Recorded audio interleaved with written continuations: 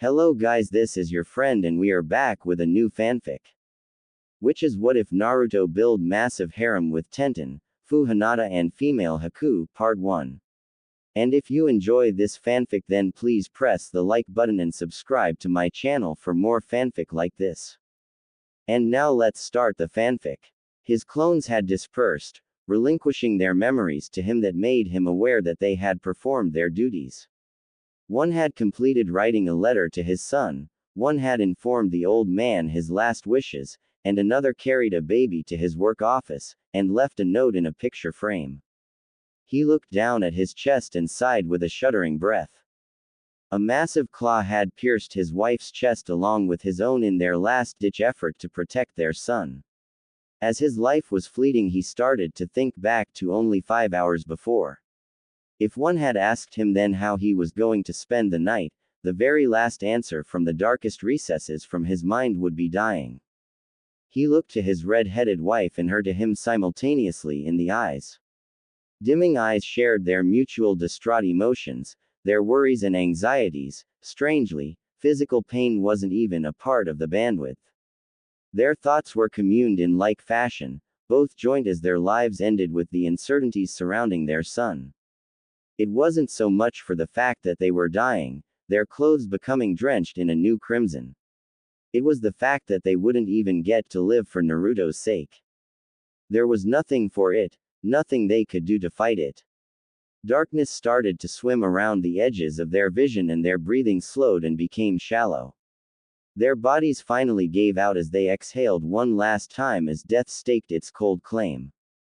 Minato Namikaze and Kushina Uzumaki, two of the finest shinobi of the village hidden in the leaves had died, sacrificing themselves to restrain and seal the Kyuubi no Kitsune, nine-tailed fox, a monstrous beast of staggering size and want of destruction. Kushina had held the beast in place with her chakra chains while Minato used a forbidden jutsu to seal the fox demon away in a newborn baby, only born a couple of hours prior. His own son. Although this was a decision filled with regret, he knew he had no choice because he couldn't ask anyone else's child to bear such a burden. He knew how hard Jinchuriki, power of human sacrifice, lived but he was sure he could overcome it. So he sealed the yin part of the demon's chakra in himself, and the yang portion in his son, confident he could overcome the beast's hate and be a strong shinobi in the future for the village. Kushina had also passed on her birthright to Naruto. His son had double the legacies to back him, and double the responsibilities that came with it. But there was yet another thing that bothered him. He could always sense his rival, staring at him from his hiding place on the night of chaos. His own contender for Yondaime who believed in power hoarding, and using whatever means to get it and keep it, no matter how dishonest or disgusting they may be. Perhaps he knew that he couldn't get his own, invented, Kekkei Genkei, that had long since been sealed when his heart had been dealt a fatal wound. But what of his own son? Hopefully, the last would be able to figure it out. X=X=X=. An old man sat in a large office with a baby wrapped in swaddling clothes slept in a small basket on the desk in front of him.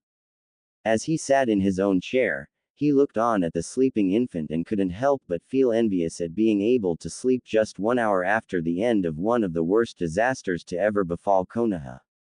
The responsibility of having to look after a half-destroyed village didn't mean half as much work. Unfortunately, it meant 5 times the work and 10 times the stress. The man was dressed in simple red robes being overlaid with white ones along with his badge of office, a dominantly red kite-shaped hat with a white diamond patch at the forefront with the words, Fire Shadow, written in red kanji. His face being the only exposed area of his outfit showed a tanned, wrinkled face that had a few liver spots complemented by a gray goatee and crow's feet around his eyes. However, it seemed that he had gained a few more wrinkles to add to his ever-growing collection. Hiruzen Sarutobi was tired. No, he was burnt out.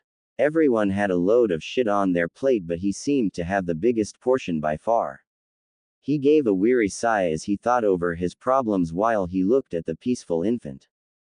The village is practically destroyed due to the Kyuubi's attack, we don't have much funding to fully rebuild, not to mention the loss of valuable lives of shinobi and civilian alike. And there is that council meeting tomorrow and I have to step back in to take control of all of this. And to top it off, Minato-kun and Kushina-chan are dead. They were the most this village had to offer to intimidate the other villages so they don't restart another war, plus the fact that their fame helped to bring in clients that kept this village afloat with funding. For one who was dubbed by the monikers, the god of shinobi, and the professor, he didn't know what to do. I'm getting too old for this shit, he sighed. Suddenly there was a sharp knock at the door. Oh great. Just what I needed. A distraction, he muttered before loudly announcing for the visitor to enter. The door opened to reveal one of his Anbu captains. He was characterized by gravity-defying gray hair, a mask that may have been a part of his shirt that extended from behind his flak vest to the bridge of his nose. The description was complete with a leaf Hittite that covered his left eye. People could only wonder what Kakashi Hatake got off by hiding at least 75% of his face. He'd probably lie if they asked anyway. Ah, Kakashi-san, what can I do for you? Sarutobi welcomed. Is it true that sensei has died, Hokage-sama? Kakashi asked, getting straight to the point. He could see the answer written plainly on the Hokage's face, but still waited for the elder man's response. Hiruzen frowned at the forward question and gave the man the affirmative, and Kakashi pressed on as he pointed at the baby in the basket. And this child, his son. Hiruzen's face fell even more, if that much was possible. He didn't know how Kakashi came to know so quickly. Perhaps all those who knew or could come to that conclusion could be counted on a single hand. Kakashi and he included, of course. Yes. The copy ninja sighed as he silently grieved. He knew as much, having been charged by Minato-sensei himself to guard his wife Kushina while she was in the early stages of her pregnancy till 2 weeks short of the end of it. While he knew that he, Minato, died in sacrifice to save the village, would not want anyone to cry for him, he couldn't help but shed a few tears from his exposed eye. So what are you going to do, Hokage-sama? Figuring out a funeral, reasoning out the budget to fix the village, and to top it all off, I'm pondering what to say and what not to say to that damned council. Frankly, that's the easy part. Excuse me. The Hokage looked at him in shock. Everything except his heritage. After all, we can't handle any threats by any villages that have Minato-sensei's enemies affiliated with them. Especially Iwagakure, they both stated with uncanny simultaneous effect. They both stared at each other for well over a minute. Then what about the Minato-sensei told us that he wanted him to be seen as a hero. How did you? I was beside you when his clone told you. Hiruzen started to fervently hope he wasn't going senile. Perhaps it was due to the stress of the situation. Yes, that had to be it. Despite the bleak situation, the older of the two men managed to crack a smile. You know, you should take this hat. Meh, don't feel like it. They both started to chuckle, but they stopped when they heard a giggle. They looked around, but then they heard it again coming from the basket. As they looked at the baby inhabitant who was giggling as it clutched a cheap-looking necklace that the copycat ninja recognized as Kushina's. The necklace was merely a string running through a small wooden necklace with the words Uzu one side and a red and white swirl on the other. The child giggled again and the previously crestfallen Hokage couldn't help but smile wider. He couldn't help but think that things might get better after all. The third fire shadow sighed as he stepped into the meeting chamber. It was going to be a long day. Looks like he was wrong about things getting better. Not that it started out peachy anyway. The council men and women of the shinobi and civilian factions had all gathered. All those who had survived the previous night anyway. A particularly nasty thought ran through his head as he thought about Mebuki Haruno. He briefly entertained the notion that she might have perished during the Kyuubi's rampage, but all hopes fled when he saw the woman's stoic face from behind a council man's head when said man shifted in his seat. Sarutobi could only think that a beast in great want of destruction had literally missed certain people who would not be missed, least of all himself. Did the damn creature actually kill the rest of the likable people in the village? Sarutobi took his seat and waited patiently for everyone to settle, or rather stalled before his migraine began. Finally coming to a more or less agreeable degree of silence, Hiruzen called for a complete version of it in a less than agreeable fashion, although his aura helped make it far more persuasive. Quiet, he bellowed, leaking just enough killing intent to scare the muttering civilians and ninja alike. Seeing them all visibly straighten, he nodded with approval. Now that we are settled, what's first on the agenda? Peace was once again forfeit in the chaotic shouts, each person trying to speak louder than the other except for the clan heads who calmly raised their hands. Hiyashi-san, Hiruzen acknowledged. What of the Kyuubi? We all know that the fourth went to intercept it, but after a short period of time it disappeared. We wish to know what had transpired, the Hyuga said, or almost demanded as it were. His expressionless face was unreadable, yet Hiruzen noted that there was a hint of worry etched into the man's brows. The Sandaime gazed at the expressionless Hiyashi and gave a sigh. Everyone leaned closer, as if a few inches increased their hearing capabilities. The Hokage began to speak. As you all know, the Biju are beings that cannot be harmed without massive effort from the offender. Also, even if they're killed, they would reform in a few years due to the fact that they are merely creatures comprised of nothing but chakra. So instead, Sarutobi beckoned to a maid holding something swaddled in a lilac-colored blanket. He couldn't take the risk of it attacking again in a few years, so he did the best next thing. By now the maid had now reached his side and Sarutobi took the bundle from her as people strained to see what was inside the blanket. For a fleeting moment, he wondered if he was about to make the stupidest mistake of his life, again. He sealed it away in a newborn using the Shiki Fuin, Reaper Death Seal, a Kinjutsu, forbidden technique, which demands your soul in forfeit. He forged the strongest seal ever created with the Shinigami's help in the hopes that you all would see the child as a hero for having to live with this burden. Konohagakure no Sato, village hidden in the leaves, Hiruzen proclaimed, lifting the child.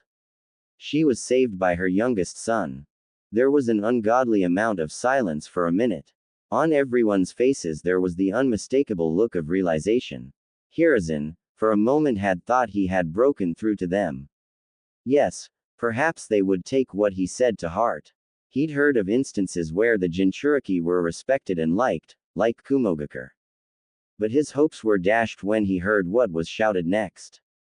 They had come to realize that the boy was a demon in disguise. It was to be expected. It should have been expected. They were ignorant of the powers of Fuinjutsu. After all, how would one go about imprisoning a demon the size of a damn mountain inside a boy? He'd especially had hopes of the shinobi faction of being more educated on matters related to this, but was instead disappointed when they deferred to making the same shouts as the civilians. Whether it was mob mentality or just plain pent-up hatred, Hiruzen didn't know.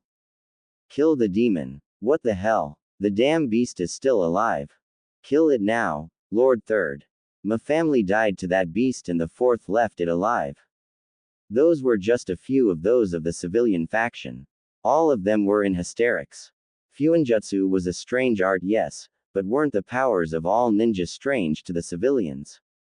Granted, at first it did sound far-fetched for paper with ink scribbles to explode, but so was breathing fire, calling creatures from other realms, pulling bones from your body to fight with and seeing through walls. Albeit the shinobi present have to be able to suppress personal emotions. Not completely, but to a tolerable amount. Also, all of them had to various degrees in knowledge of the sealing arts and that it had virtually unlimited potential. But it was hard to grasp that it was still alive. They also called for its death, although they were trying to use logic in their speech. We should kill it now, Lord Third. The fourth sacrificed his life to make the Kyuubi vulnerable. After all, what is weaker than a baby? With all due respect, Hokage-sama, the child must be killed to destroy this threat. And so it went. On one hand, they were more respectful of his authority. But on the other hand, the message was still the same. The third was saddened. To think that no one would recognize this child for who he is, a hero. But then again, heroes were seldom loved in their own country. And Anbu quietly and slowly reached for his tanto. To anyone who would be watching, they would assume that he was prepared to act as crowd control, in case anyone decided to become physically offensive. His right hand finally completed its 30-second journey to its destination and gripped the handle of his weapon akin to a hungry predator on its prey that refused to let go. He then reached for his cyanide and nightshade pill and held it in between his molars. He then focused a minuscule amount of chakra that could hardly be sensed into his 30-second delay A-grade explosive tag and started to remember his wife, his would-be wife. Her father had never liked him, but despite the fact that his denial of their relationship, the two lovers had been set to elope on the 12th of October. He could easily recall her vivaciousness. It was one of her many qualities that he had found attractive. She was all over the place, writing this, trying on this, putting on that, going here and there mad with preparations. He was passionately in love with her and her with him. He was sure that after marriage he would quit being an Anbu, and slow down. Go on missions only once in a while and doing mostly routine village guard duty. As tears started to drip freely from the inside of the mask on his face to the ground, he realized that the day he yearned for, that being the 12th of October, was no longer real. No longer within his reach. It wasn't coming tomorrow. 20 seconds. He thought of the corpse of his fiancée he had seen half buried under the rubble of their would-be shared home, the place they would have raised their family. Even so, in that tragic moment, he had to leave to fight her murderer, who had moved on to destroy another area of the village. But he had failed. He couldn't even get close to the monster. It had all been for naught. No, he firmly thought. It wasn't that it wasn't within reach. For him, there was no tomorrow. But he would join her today. 17, 16, 15. He dashed forward at the Hokage, who was currently holding the child in his arms. 14. The Hokage was caught unawares, but his reflexes saved him and the baby as he withdrew a kunai from under his robes, but quickly parried the tanto with the kunai in a reverse grip. 13, 12, 11. The god of shinobi channeled chakra into his blade and cut the tanto in two, and the offending Anbu leapt back from the Hokage, sliding back in a prepared running man stance, already starting to charge at Sarutobi once more. The other Anbus watching the fight were surprised at first but got over it as they hurled multiple kunai and shuriken at the offender that struck and embedded themselves in his flesh, particularly his heart, lungs and stomach. His sprint slowed to a run, then to limp, then to a pained crawl, still moving towards the old man holding the bane of his existence. The killer of the love of his life. Holding the baby as if it was innocent. 10, 9, 8. Halfway there. His final position was settling into a prostrate form in front of the sandame, kunai and shuriken sticking out of him everywhere, making him resemble a human porcupine. The weapons also made the man bleed out to some extent, but not enough to kill him in the next few seconds. Hiruzen noticed something akin to water at the bottom of the Anbu's mask. Saliva. Tears maybe. 7, 6, 5. The Anbu groaned in pain. Won't be long, he grunted to the Hokage. Why would he say that? The Hokage thought. Probably because he's dying. But there was some satisfaction in it, even though he failed to kill me. Was he a spy? Assassin perhaps? Kami? Just what I needed, some no-name assassin at a time like this. It was then with stark alarm that the Hokage noticed the bomb tag half out of the Anbu's bomb pouch with a slight glow around the kanji for ignite, and who knew how many more passive ones waiting to be detonated. Of course. 4. Explosive tag. Run. Sarutobi bellowed. He quickly looked around and saw everyone fleeing, and noticed that Anbus were performing the Shunshin no Jutsu, body flicker technique, with the slower civilians. In the heat of the moment, he grabbed Homura with his right hand and used a seal-less Shunshin outside. 3. The Hokage suddenly appeared outside and released Homura, who promptly proceeded to dry heave. It had been a while since he himself had been or done a Shunshin. Moving at high speeds at short ranges with drastic changes in scenery does that to the inexperienced or infirm at times when it seemed as if they were teleporting. 2. Will you be alright? Hiruzen asked hastily to the man who was on his knees who appeared as if he was about to cough up a lung. I will be fine, he answered between coughs. But where is Kaharu? Kaharu. 1. You must go back for her. Take the boy. As Sarutobi was about to hand over the child to Homura, the council room exploded in shattered glass and assorted flying debris. His face became crestfallen in worry for his former teammate and hoped that no one, including her, got caught in the blast. He watched the Anbu perform assorted Sweden water release techniques pulled from wells using water manipulation or water made with pure chakra. Knowing his duties as Hokage, he proceeded to do the same. X equals X equals. Kaharu lay on the bed, having been dosed heavily on anesthesia. She had yet to become more aware of her surroundings, as well as her immediate situation. But Hiruzen at her bedside knew. And his insides were in turmoil of what it was. He was consumed by, if only I had intervened more quickly. If only I had screened Anbu with personal tragic losses.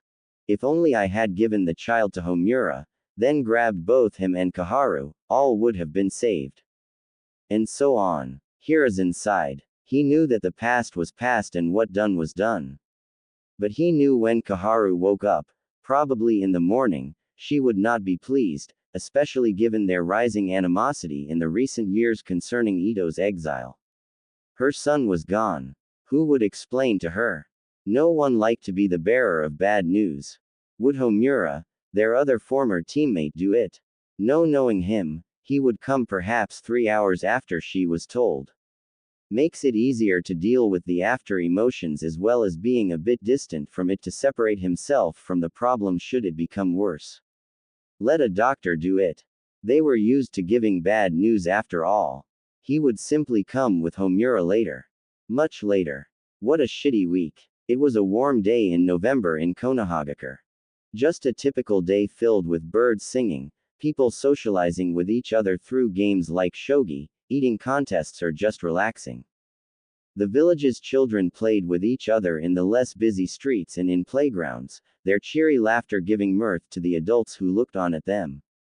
To top it off, a pleasant wind was blowing, keeping everyone cool. All in all, it was a very pleasant day, not to mention the fact there was even a festival planned for later. Everyone was happy, save for one. A 6-year-old boy sat on his butt hugging his knees in the shade of a large tree crying. He was upset because of unfairness. His spiky sun-blessed hair was dirty and unkempt that drooped a bit over his crying cerulean eyes. His whiskers that exaggerated his emotions when smiling, grinning or frowning served to single him out from the crowd and ostracized him wherever he went. He was wearing a black t-shirt with a pair of small shorts complete with shinobi sandals. All Naruto Uzumaki had wanted was a turn on the swing in the playground. He didn't go for someone who just went on. He just went to a girl who had been swinging for a good 15 minutes. After all, give someone else a chance, no. The girl just looked at him and threw a begging fit to stay on a little longer, and her outlandish behavior tagged her as a very spoiled little girl. What she couldn't beg for, she cried for. When that didn't work, she screamed. Naruto, trying to defuse her, told her that he could wait a little more. Sure, he said with a high wattage smile. Pleased with her victory, she stayed on the swing for another 10 minutes before he asked again. Cue crying. This attracted her father's attention, who was conversing with his wife on a nearby bench. He looked over to see the bane of Konoha, with his precious angel, and she was crying. In all honesty, even Naruto at his age knew that the developing situation didn't look good. Oi, demon brat, get away from my little girl, you! He shouted, already looking for a stick or rock or something to punctuate his sentence with on the boy's person. He finally found a rather large branch and rushed at the boy, determined to defend his daughter. Before he could hit the boy, however, 2 members of the Konoha police force, Clad in their typical robes complete with their clan crest, a red and white fan appeared out of thin air, grabbed him by the wrists and shoulders, and then all three disappeared.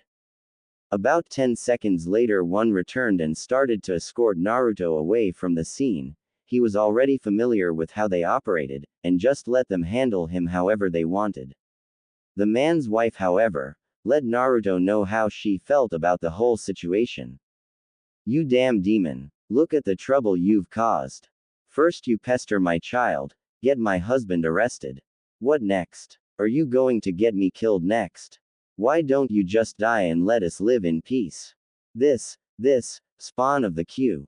That was as far as she got in her rant as another operative of said force appeared behind her and landed a cuff on the nape of neck, driving it upwards to the back side of her skull, effectively knocking her out. He then proceeded to grab the still crying girl and then disappeared with the two females in a swirl of leaves. The remaining patrons of the playground didn't dare do anything while Naruto was escorted away by the first. Nothing that could get them into trouble anyway. Glaring and upset whispering was not punishable by law. The miserable boy, no longer able to rein in his emotions, burst into tears and ran away from his handler into the woods. The Uchiha, deciding to give him some space, proceeded to shunshin away to return to patrolling. The boy pumped his short legs as fast as they could carry him. He had no real destination. It could be anywhere, so long as he could get away from the cold glares, angry murmurs, and unfairness. The boy was about to pass a large tree under which he tripped on one of its great protruding roots at his top speed. All it served to do was to bring him to a complete stop from his adrenaline-enhanced run, physical pain compounded on his emotional one. He crawled over to the tree, and started hugging his knees, still crying. The immense pain in his ankles started to dull and then fade altogether. The boy, however, continued to cry for another 5 minutes, after which he laid on his side still hugging his knees. The ankle was sprained only for a few minutes. Looking up at the tree, he was lulled to sleep by its gently swaying branches in a hypnotic, rhythmic pattern. It felt lovely. He then fell asleep. X equals X equals. It sounds very promising. Furthermore, it stands to both of our nation's benefits. Corsan, Hiruzen stated after the discussion. Without a doubt, Hokage Dono, the ambassador replied. In addition to sharing trade routes, we will be able to open new ones, greatly increasing financial assets of our respective villages. We also stand to gain militaristic clout when we assist each other in conflict. Excellent. The Hokage beamed. The council won't need long to deliberate this. It doesn't warrant much to ponder over, seeing that the answer is as plain as black and white. In the meantime, I trust that you will find your accommodations to your liking. You shall be able to stay as long as you wish, Sarutobi went on, a bit eager to please. The Kyuubi attack 6 years ago had put a seemingly bottomless hole in the treasury that desperately needed filling, hence the reason the Hokage wanted this treaty to go through. It was more or less kissing, not that he would admit it to anyone. Much obliged, Hokage Dono. I certainly shall. At a discreet signal, 2 of his masked Anbus appeared. Anbu, please show our guests to their accommodations for the night. As the Kumo Nins left to be escorted to their hotel, the elderly Hokage smiled. This was his first true smile in 6 years. Finally, things were going to get better for the Hidden Leaf. They badly needed a win. Yet, somehow, it felt off. Like it was too good to be true. He hoped he was wrong. X equals X equals. It looks to me that the Raikage was right. We made him an offer he just couldn't refuse, and it really shows that they're desperate for the money to rebuild. The damn tree huggers. Core Jinsaku was pleased. While he knew he was on a potentially suicide mission with his guards Keiji and Aizu, he knew that his death would consolidate more power to his home, the village hidden in the clouds.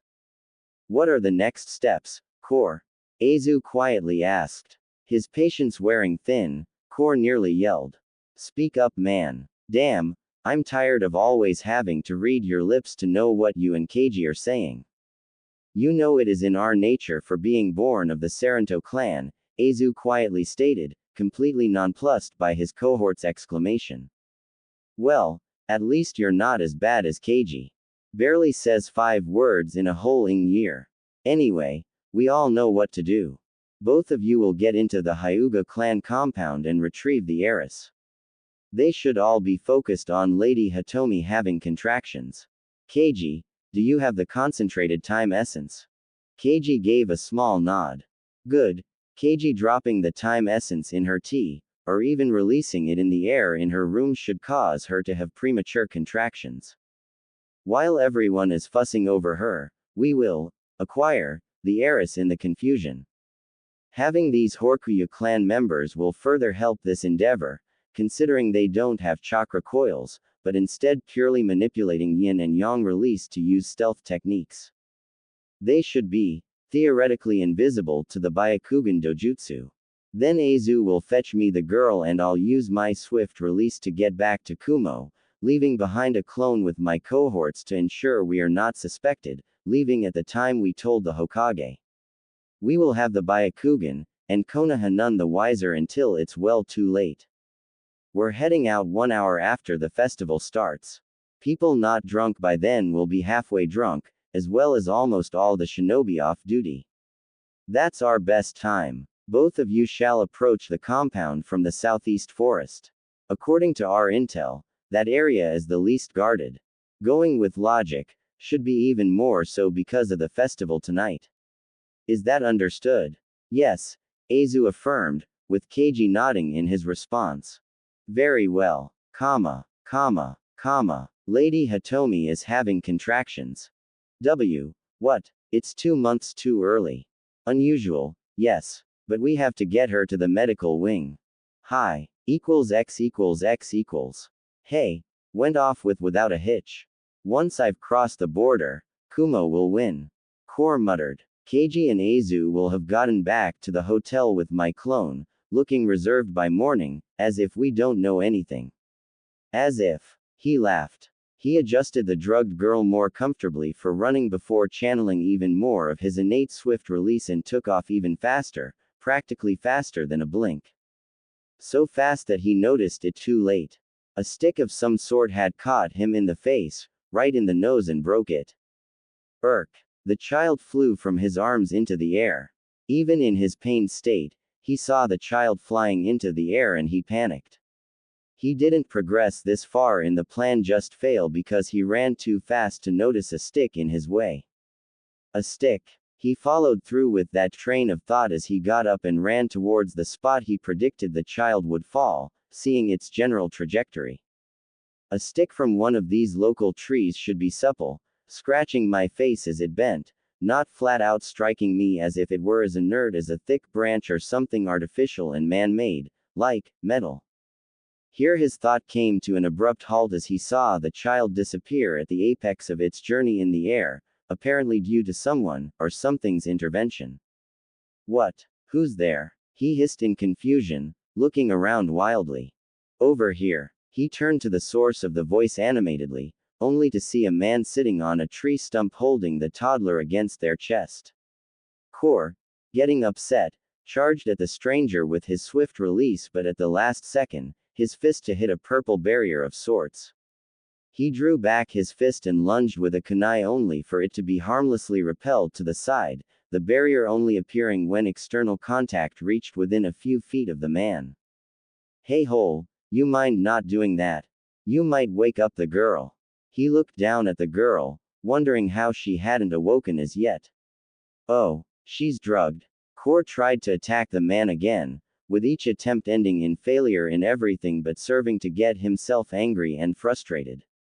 With his anger reaching its peak, he resorted to jutsu, almost uncaring if he hurt or killed the Hyuga heiress. Raiden. Jaibashi. Lightning release. Electromagnetic murder. Electricity flashed in deadly arcs from the Kumo ninja's hands to the man and surrounding area. Seeing the man still unharmed, he laced in 3 times the amount of chakra needed for the jutsu, for it to finally end in an explosion around the stranger. As the smoke cleared, Core looked forward to seeing the man electrocuted and burned, but was instead treated to the sight of scorched grass and ground in a perfect circle around him. Are you done yet? Another voice, but similar, sounded behind Core to see an identical replica of stranger standing 30 feet away from him. Shit. A clone. For the first time, Core studied the man. He was dressed in a jet black trench coat with a hood over his head. His look was completed with a holster with a small stick in it 4 inches long as well as shinobi sandals. Wait, stick. Could that be the weapon that struck me? But it's too small. You want that barrier down, huh? Just kill me, and that'll release the barrier and disperse. How about it? The stranger said. He spoke in a deadpan voice, but ridicule was salted into it. It was obvious that he certainly didn't expect the Kumo Nin to be able to beat him. Who are you? The stranger shrugged. Name's Ito, he said easily enough, as if he didn't really care much either way. Core paused for a moment to figure if he could remember the name, but couldn't. Just give me the girl. Not as if she's your daughter or some shit like that. You don't know her. I know of her. You gonna try to take her back, or are you gonna walk? Ito sounded as if he really didn't care much either way. He'd actually want the man to stay. He had something that he wanted. At that, Core took out his kunai and held it in a forward grip, studying the black-clad man's stance or lack thereof. You gonna make a move? Core taunted. Can you fight? The stranger replied back. More mind games. Core gritted his teeth. Die. Core ran at the man at full speed, channeling swift release. With speed like his, the man will be dead inside a second. Just as he lunged with his kunai, 1 inch before striking the man's chest, the stranger grabbed his knife arm at the wrist with his left arm, and jabbed his right arm through Core's armpit, sidestepped and planted the palm of his hand against the back of Core's head. He then slammed Core's head right onto the hard ground, effectively knocking him out. Pathetic. With the man taken care of, Ito turned back to regard his clone that held the child. So, you gonna tell me why you look like me, you damn 9 tails? The man who held Hinata gave off a standoffish vibe, yet still on guard. You've never changed your wardrobe, and it's better to look like a crook than a beast running amok through the village, am I right? I came because I sensed a brain-ing bastard hanging around. Better I take after you when I'm prepared. Oh, Ito was now more than just merely concerned as he prepared to decapitate the unconscious swift-release user. So you gonna fight me? Why the air you here? The disguised 9 tails demanded. Where is she? The servant involuntarily shivered under her master's gaze, desperately trying to muster up the will just to speak clearly. We don't know, Hiyashi-sama, we have already searched the whole compound, the festival, the whole village. She is nowhere to be found. Hiyashi was angry. No, he was downright furious. Some third party had to be involved. There was no way a 4 on the verge of 5-year-old could be able to escape detection from the all-seeing Byakugan. But who? He couldn't call anyone to mind. If the child was really outside the village, there had to be foul play afoot. He couldn't call to mind anyone who would do this to him or his daughter, not anyone alive or locked up anyway. But even if they could have been there, they had no means of being able to sneak into a compound filled with people able to see through walls, kidnap his daughter and sneak her out of a shinobi-dominated village without the tiniest bit of suspicion. But what had happened and there was no undoing it. They had to pick up the pieces, relieve some Hyuga guards because of incompetence and find his daughter. Alright, that's enough Kuya, Hiyashi said in a huff to the nervous branch member as he made up his mind on his next option. Return to your duties. Hearing this, the frazzled branch woman was relieved as she had thought that she would have been punished for bringing bad news. While Hiyashi did not practice using the caged bird seal, like other main branch members, particularly the elders, he was unpredictable at times of great adversity, and this was certainly one of those times. He wasn't generally unkind, but he did look especially in the mood to be. == X == I am here to see the Hokage. his normally stern and flat tone, and was marred with worry and anger, and likewise was his face. She allowed him to go upstairs and informed him to knock on the Hokage's door once there, and he did so with markedly more hurry than she'd ever seen a Hyuga in. "Come in," the muffled voice from behind the door said. Hiashi turned the knob and pushed it open to find the Hokage dressed up in a simple blue kimono. Apparently, the man was just about ready to leave himself to attend the festival. "Hokage-sama, a moment of your time. I have an important request." "You just caught me, Hiashi," the wizened Hokage said coolly, though his mentality was rapidly settling into crisis mode. "By all means, Hiashi-san." "What is it?" the old Hokage inquired. "My daughter's missing. I wish for you to locate my daughter, Hinata, so I may know her whereabouts," the slightly frowning Hyuga replied bluntly. "But isn't this a clan problem? Even more so, this should pose no problem for the Hyuga's dojutsu." "That is the problem, Sarutobi-sama. We cannot locate her within the village walls, dojutsu or not." "It's..." Hiashi hesitated, trying to choose his next word, disconcerting. Well, this suddenly went from bizarre to upsetting. "This is serious." It was an easy assumption that Hiashi wanted him to use the crystal ball to find his daughter. Made more sense than mobilizing a couple dozen ninjas. Without the prompt being spoken, the Hokage got out the crystal ball and started the technique.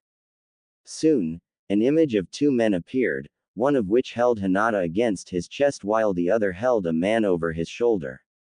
The unconscious man on the shoulder was recognized as the ambassador he was speaking with earlier. Hiashi and the Hokage saw the one with Hinata about to knock at the door that the two black-clothed men stood in front of. However, the man with Hinata hesitated, and seemed to argue with the other before then poising to knock. "Where is that?" Hiashi asked. "It seems familiar. Is that our door?" Both Hyuga and Sarutobi froze. At the same time of the image of the man knocking at the door, they heard a knock at their door. Both Hiashi and Hiruzen shared an uneasy look, and the Hyuga nodded to him as if saying to let him in, not as an order or request, but as a plea. The elderly Hokage then flared his chakra twice to tell the hiding Anbu in the room of a potential threat before he welcomed the men inside as clearly as he could manage. "Come in." The door pushed in to let the two men in, along with their human baggage, but the one who carried Hinata entered in the lead. Hiruzen took in their description thoroughly. Wearing a black trench coat not unlike Ibiki's, with black full-length pants along with black shinobi sandals, some sort of kanji he couldn't see clearly. He also wore gloves that exposed the tips of his fingers with protective metal plates on the back of the wrist. The man's head was covered by a hood that was complemented by a face mask that came up to the bridge of the man's nose, and his eyes were shadowed by the hood of his clothes. Both men were similar in appearance, leading the Hokage to believe that one of them was a clone of the other. "Who are you?" Hiashi asked the hooded man tensely, bordering on the edge of threatening. The man, either not noticing the tone, or ignoring it, replied in an even tone. "Just a hungry man passing through. I was looking for something to eat when I saw this guy and decided that, he tried to think of a lie, if only for the Kyuubi's sake, intervene. He didn't mention his own name either. Just the mere mention of it would draw every single Anbu in the area to try to kill him. Furthermore, given by how vague he was, everyone realized that he didn't care to tell them his name, and chose to ignore that fact. Explain yourself. We wish to know what transpired." The Hokage requested, now calming, seeing the mysterious man is no longer a threat, not now anyway. His Anbu were still on standby, but he didn't tell them to stand down. He himself wasn't relaxing either, and he was sure that Hiashi was the same. "Simple. This, your daughter," he gestured to the sleeping girl, "was kidnapped by this man," he nodded at the still unconscious man, "and I stopped him before he reached the border. Judging by he said, Kumogakure was just after the Byakugan dojutsu." Hiruzen interlocked his fingers in interest. "Could you describe what happened?" "We stopped him," That's all you need to know, the clone said, speaking for the first time. The clone then handed the sleeping girl to her father, who cradled her to his chest relieved. Then I challenged him, the original continued with mild gusto, suggesting that he was prideful person. He ran at me and I knocked him out. That's it. Oh, so he was exhausted then, I take it? Hiashi asked. No, just weak, or at least to me. He only used 1B ranked Raiden technique, and was a user of swift release. Both Hiashi's and the Hokage's eyes widened at this relation, though the latter didn't allow his surprise to show as much as the former. Knowing of the incredible speeds that came with this release as well as the added perks that came with having a Kekai Genkai, plus the fact that it was a certainty that the ambassador was a skilled shinobi. The man before them was powerful. Period. Seeing as you intervened in our favor, I take it you're affiliated with Konoha then? The Hokage asked almost rhetorically, trying to look for anything that could tell him of who he is.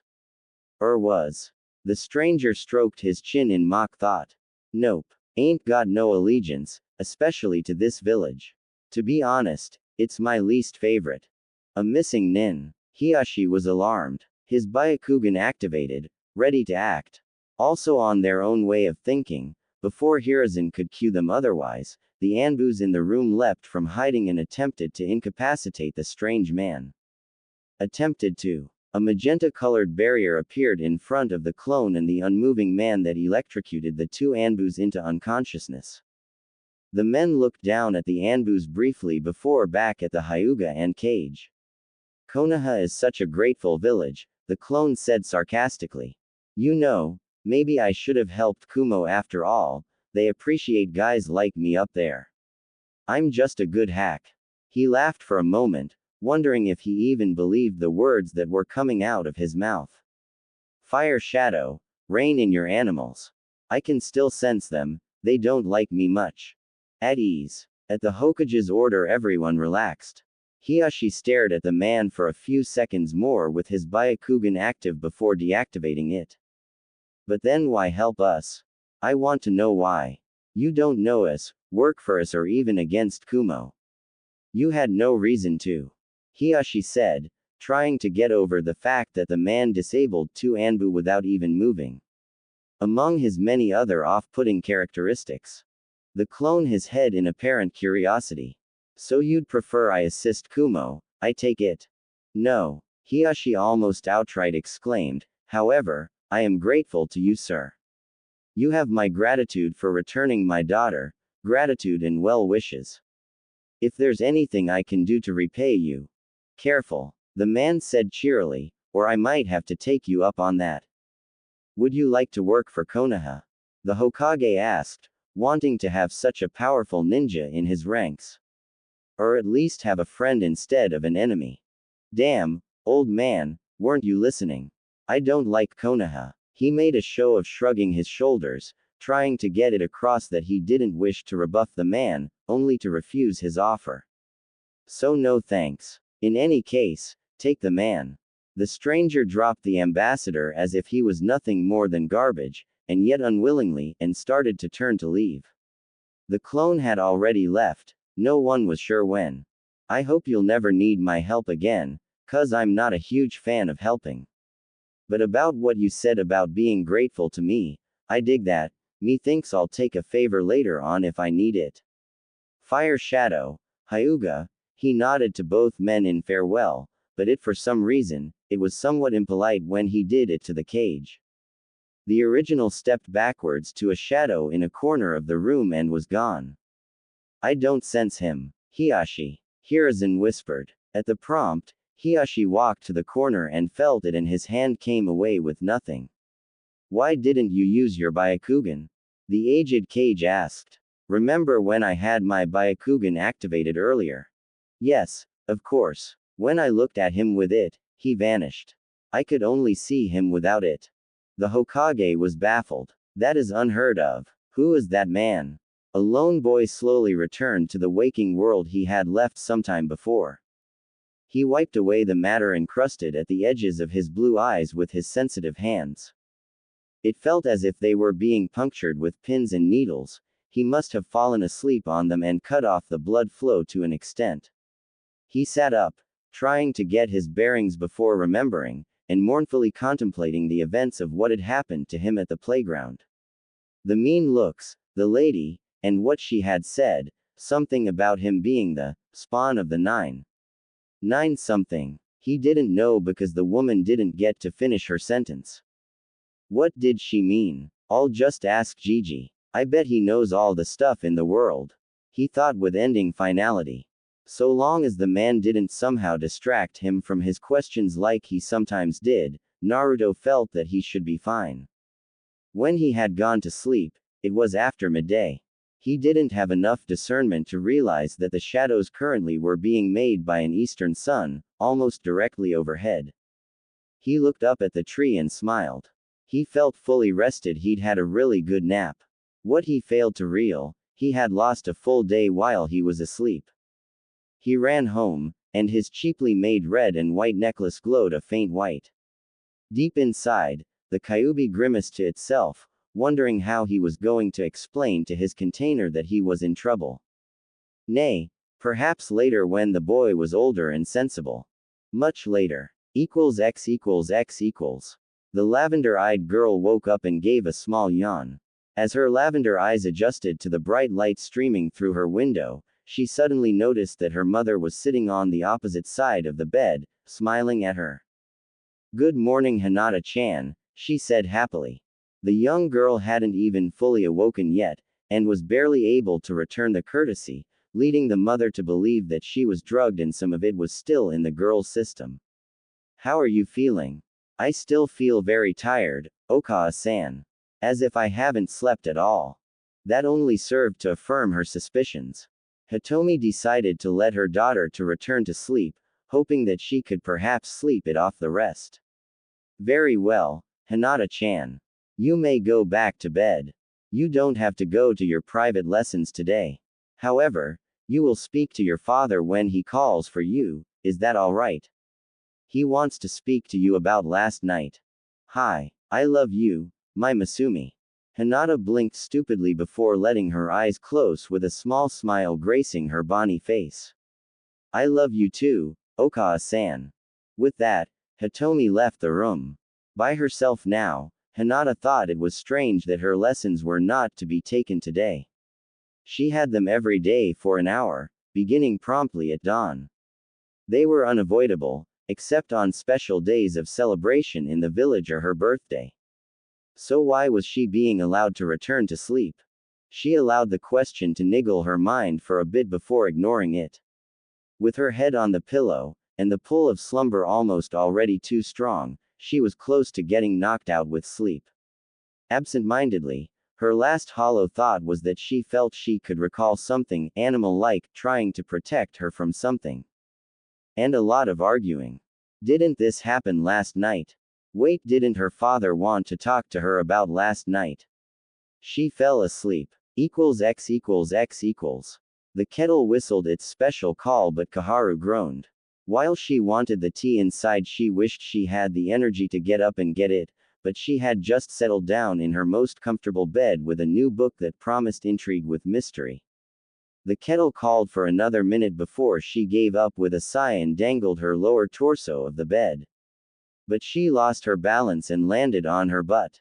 Kuso. Still struggling to use her weary muscles and aged bones, she pulled herself up using the bed frame as support. Finally rising, she hobbled to the corner on one leg and grabbed her crutches. 6 years of being a post-amputee, and she hasn't grown used to it. She had only grown more surly, taciturn and bitter. It hadn't gotten any easier.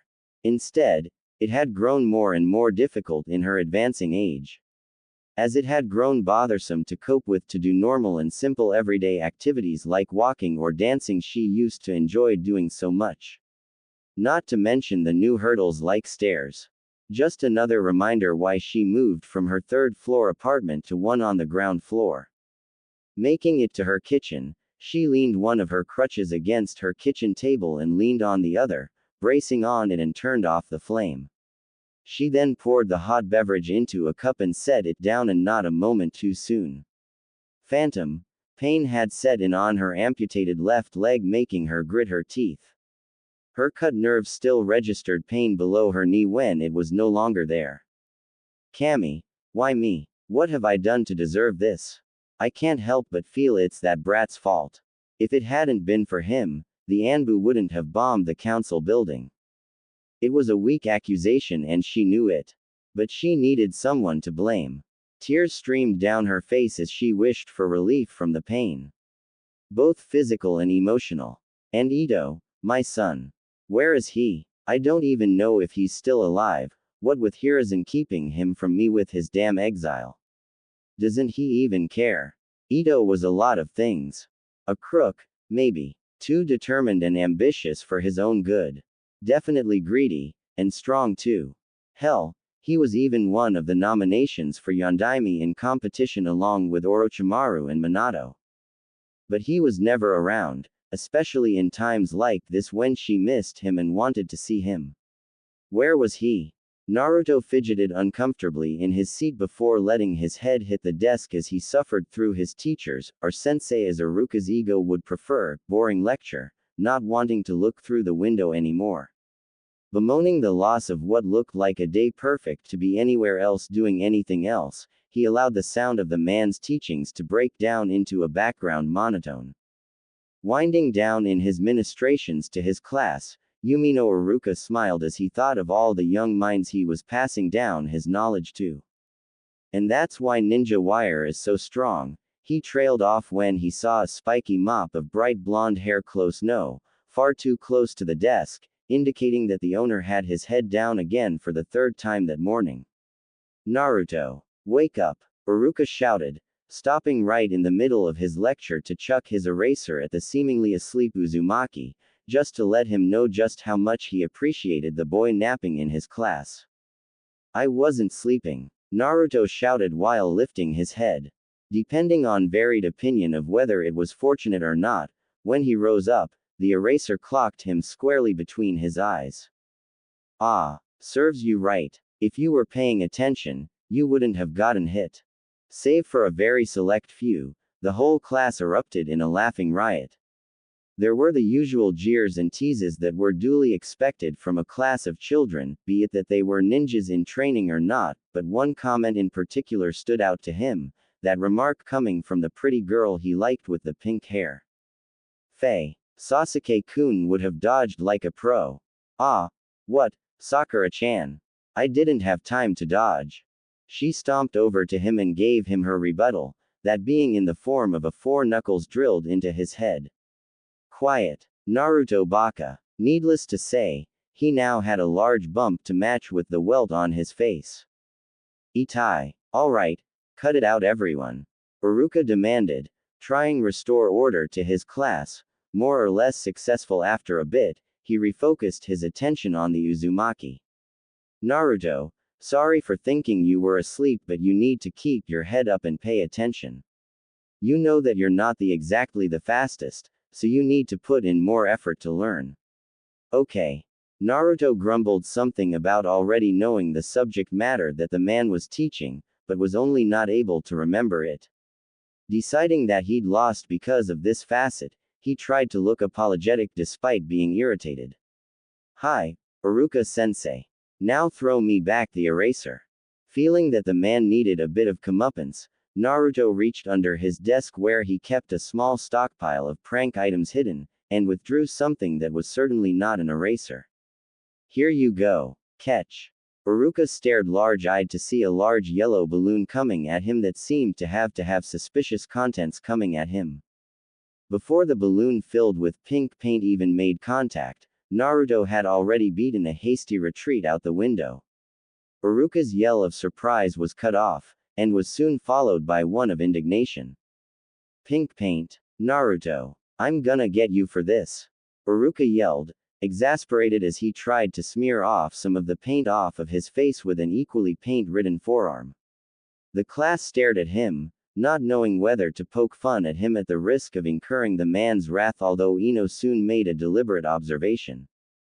Iruka's all pink. It's Such an awful color. That's my hair color, Eno pig. Billboard brow. The two girls stomped over to each other, insulted each other some more, which lead to a catfight over Sasuke's love life. As Iruka looked on, still covered in pink paint, he did the only thing he could to salvage some esteem in his students' eyes, and give himself a chance to leave under the impression that he wasn't completely upset. Class, break for lunch. Immediately, the class rushed past him through the door outside, and when the room was empty except for himself standing in pink puddle, he wondered if it was Naruto's specialty to make a class go from order to chaos. Deciding to leave him be for the rest of the day, he went to tell Mizuki to take over the afternoon class while he got himself cleaned up.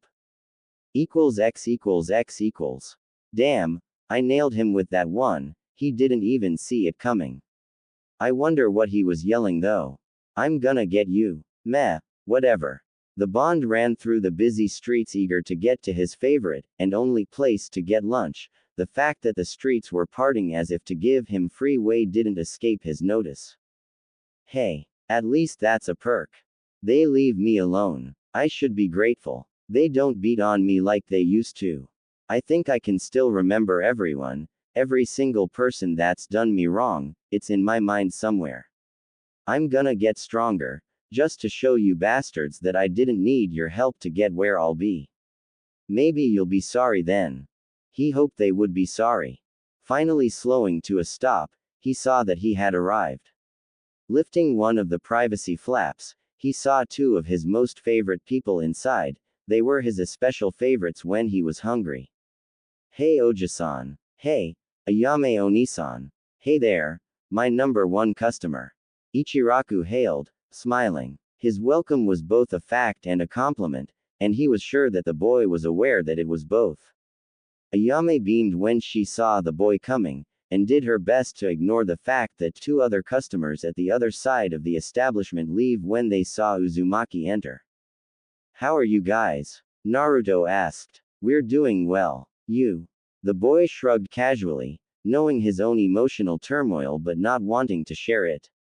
Oh, the usual. I got bored in class and pranked Iruka-sensei. Maybe I can top it tomorrow. Naruto gave the two of them a fox-like grin. Again? Ayame asked, sounding a bit displeased. Not that she would ever tell him. Ayame liked to hear about his pranks, or more specifically, seeing how it was therapeutic to him. Again. You would think he'd learn by now that I don't put water in my balloons. At least I didn't use oil paint this time, I've got a heart. So how many bowls are you having today, Naruto? I'll going to be honest with you, my radio just died, and I'd like to get a new one. Cutting him off in line, his daughter chastised him for his insensitive comment as he tried to mollify her. I was only joking. The elder Ichiraku chuckled. The usual. Yes please. For once, he prepared to sit still as he waited for them to prepare his favorite meal. From the perfectly round dumplings, to the blemish-free pork and chicken strips, the smooth noodles that slid down the throat to the delicious broth that warmed his stomach comfortingly. As expected, Naruto lost his patience to his hunger-induced fantasies. Oji-san, I'm dying of hunger. Naruto whimpered like a struck dog. You're so melodramatic. Here it is. With that said, Ayame placed down a miso ramen, another one with pork, and her father came out with one that didn't smell entirely right. Naruto's nose twitched. Oji-san, is that? Yes, Naruto. You haven't forgotten, have you? It's Tuesday. No. He was about to get up and run, but Ayame reached across the counter and caught him by the scruff of his shirt. No. Come on, Naruto, the Hokage ordered us to give it to you. So hey, me thinks that if you become a Kage, you can cancel it and force him to eat it when he's retired. She knew it couldn't happen, and he knew too. He still appreciated her sense of humor, and it helped bolster him a little bit. You bet I will. Now let's get it over with. Naruto reached for the bowl, looked into the bowl and grimaced. Something wrong, Naruto? Ichiraku asked. You know, besides your poor diet ethics. It's an abomination. It's soup. Ayame deadpanned in response to the boy's melodrama. And I tried my best to make it more tolerable for you. I even had them soaking in miso spices overnight. Ayame replied in a complaining tone. Naruto looked into the bowl. Instead of being filled with noodles, meat and dumplings, it was filled with spinach, broccoli and Brussels sprouts. Damn. Well, itadakimasu, he said hesitantly. He looked back over at Ayame, who was waiting expectantly to eat. Well, if she could put in extra effort just for him to eat vegetables, maybe he could reciprocate. Maybe if he'd had more than one choice in restaurants, Naruto figured that he'd stay right here. They kind of reminded him of his family in Wave Country. I love you guys, he grumbled almost humorlessly, but I hope you know that I love you less on Vegetables Day. They smiled. X equals X equals. So, Sasuke-kun, do you wanna? No. Well, how about, no? The Pinkett was dejected. He'd already shot down both her invitations before even hearing them, only by using a single syllable word. She cowered like a dog with its tails between its legs. Later, Sasuke-kun, to which Sasuke didn't even bother to reply. The brooding Uchiha sighed and placed his chin in between the palms of his hands. As he sat on the park bench, he tried to take his mind of Itachi for once. The Dobie. Am I the only one who saw it? I could see that the eraser was going to hit his goggles, probably hard enough to break them, but it was like he was trying to decide whether or not to let it hit him. But he's just a dead last. I am stronger than him, more skilled. I am an Uchiha, but it was strange. Sasuke could be prideful, and he acknowledged that. He could also accept that other people were stronger than him, and he knew that his own despised Ani was many times more powerful than him.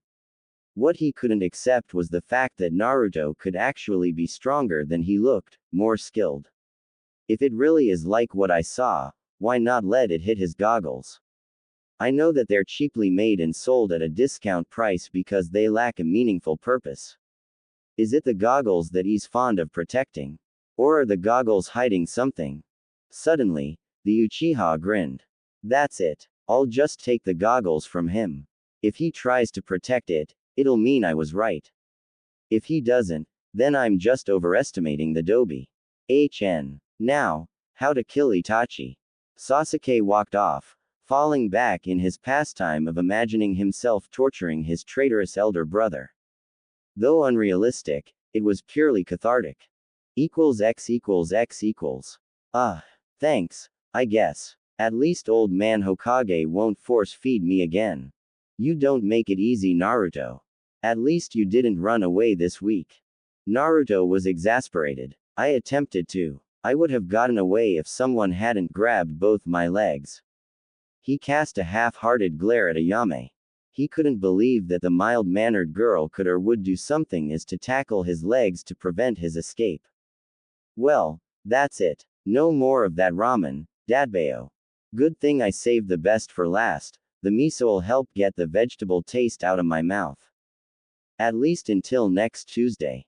Tsuki smirked. I'll just stay home on that day then. Naruto was feeling smug. Do you want the Hokage to send someone after you again? Naruto shivered. The last person the man had sent was no joke.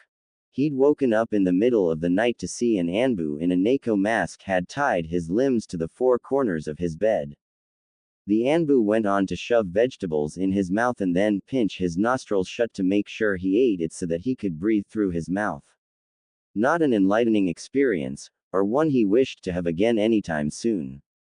Or ever, for that matter. No matter how much he'd told the Ichirakus that it was traumatizing, they'd only laughed, be it in disbelief that it was a joke or merely ridicule. Well, I'll see you later, guys. By the way, I need the 20 bowls of ramen for next week, you know, in those takeout bowls you guys have. Sure. Naruto-kun. When and where? The orphanage again?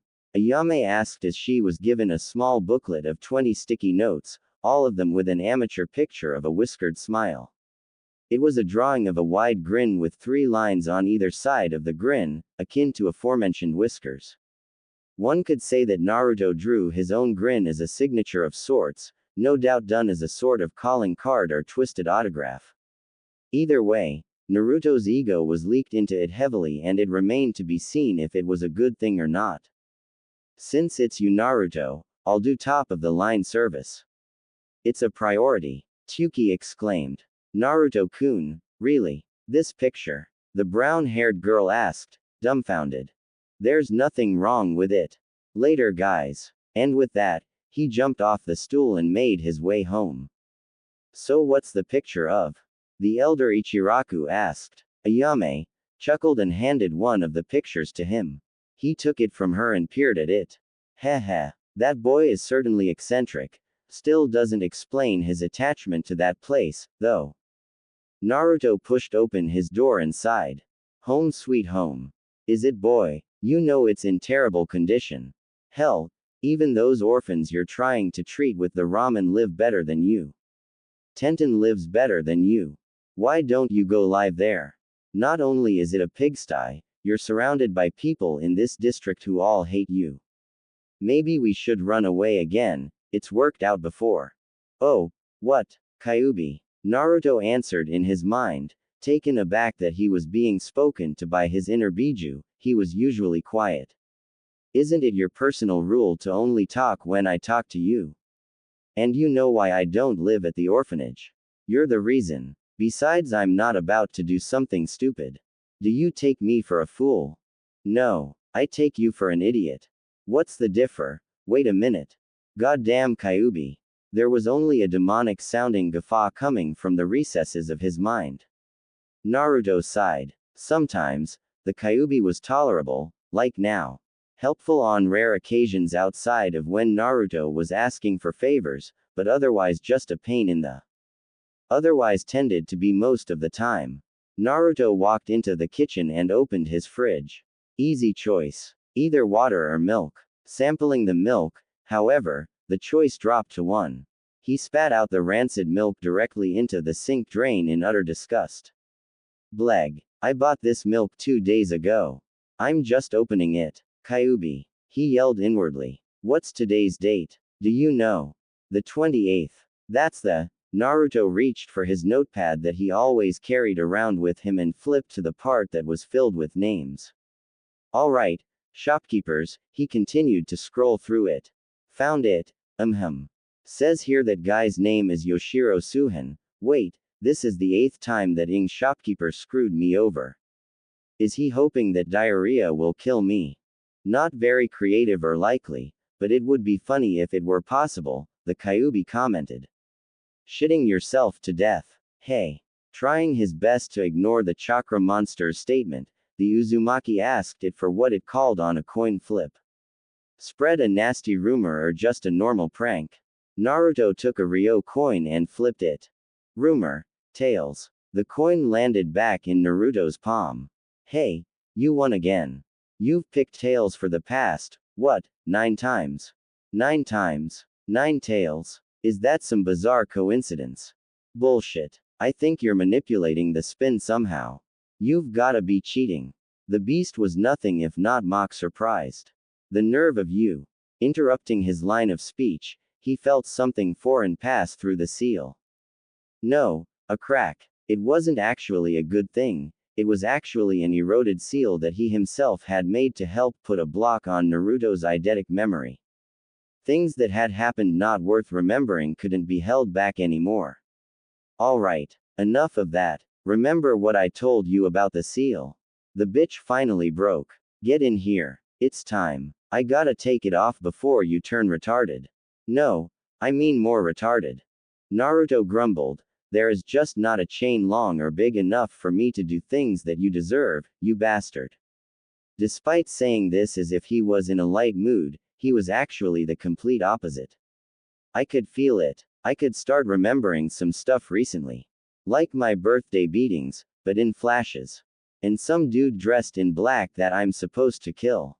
I thought I had more time. I don't wanna remember all that. I'm happy now, aren't I? The kitsune did not answer for a while, but when he did, it was solemn. You can't afford to live in bliss anymore. Naruto put everything in order in the house before he laid down on the bed, as straight as a board with his arms at his sides. He tried to think of nothing at all, but soon, the seal embedded in his mind like a fishhook was slowly ripped free, and he couldn't stop himself from yelling his hurt until he fell unconscious. She walked through the village to where she knew his house would be, and more than a little worried. The academy's school day was finished and her favorite blonde had failed to attend. While he openly admitted, no, shouted that he hated the academy for having too much damn bookwork, he never skipped a whole day. Come running in at the final hour a few times, but never a full day. Besides, while he was reckless, he wasn't stupid, or at least that she was likely one of the very few who thought so. The Genin exam was the day after tomorrow. He wouldn't want to botch his chances by failing to attend. Without even realizing it, she had walked straight into the district where Naruto lived. She sighed. She did it again. She let herself fall into a state of autopilot. Even though autopilot mostly ran on muscle memory, this only went to show that she visited him a lot.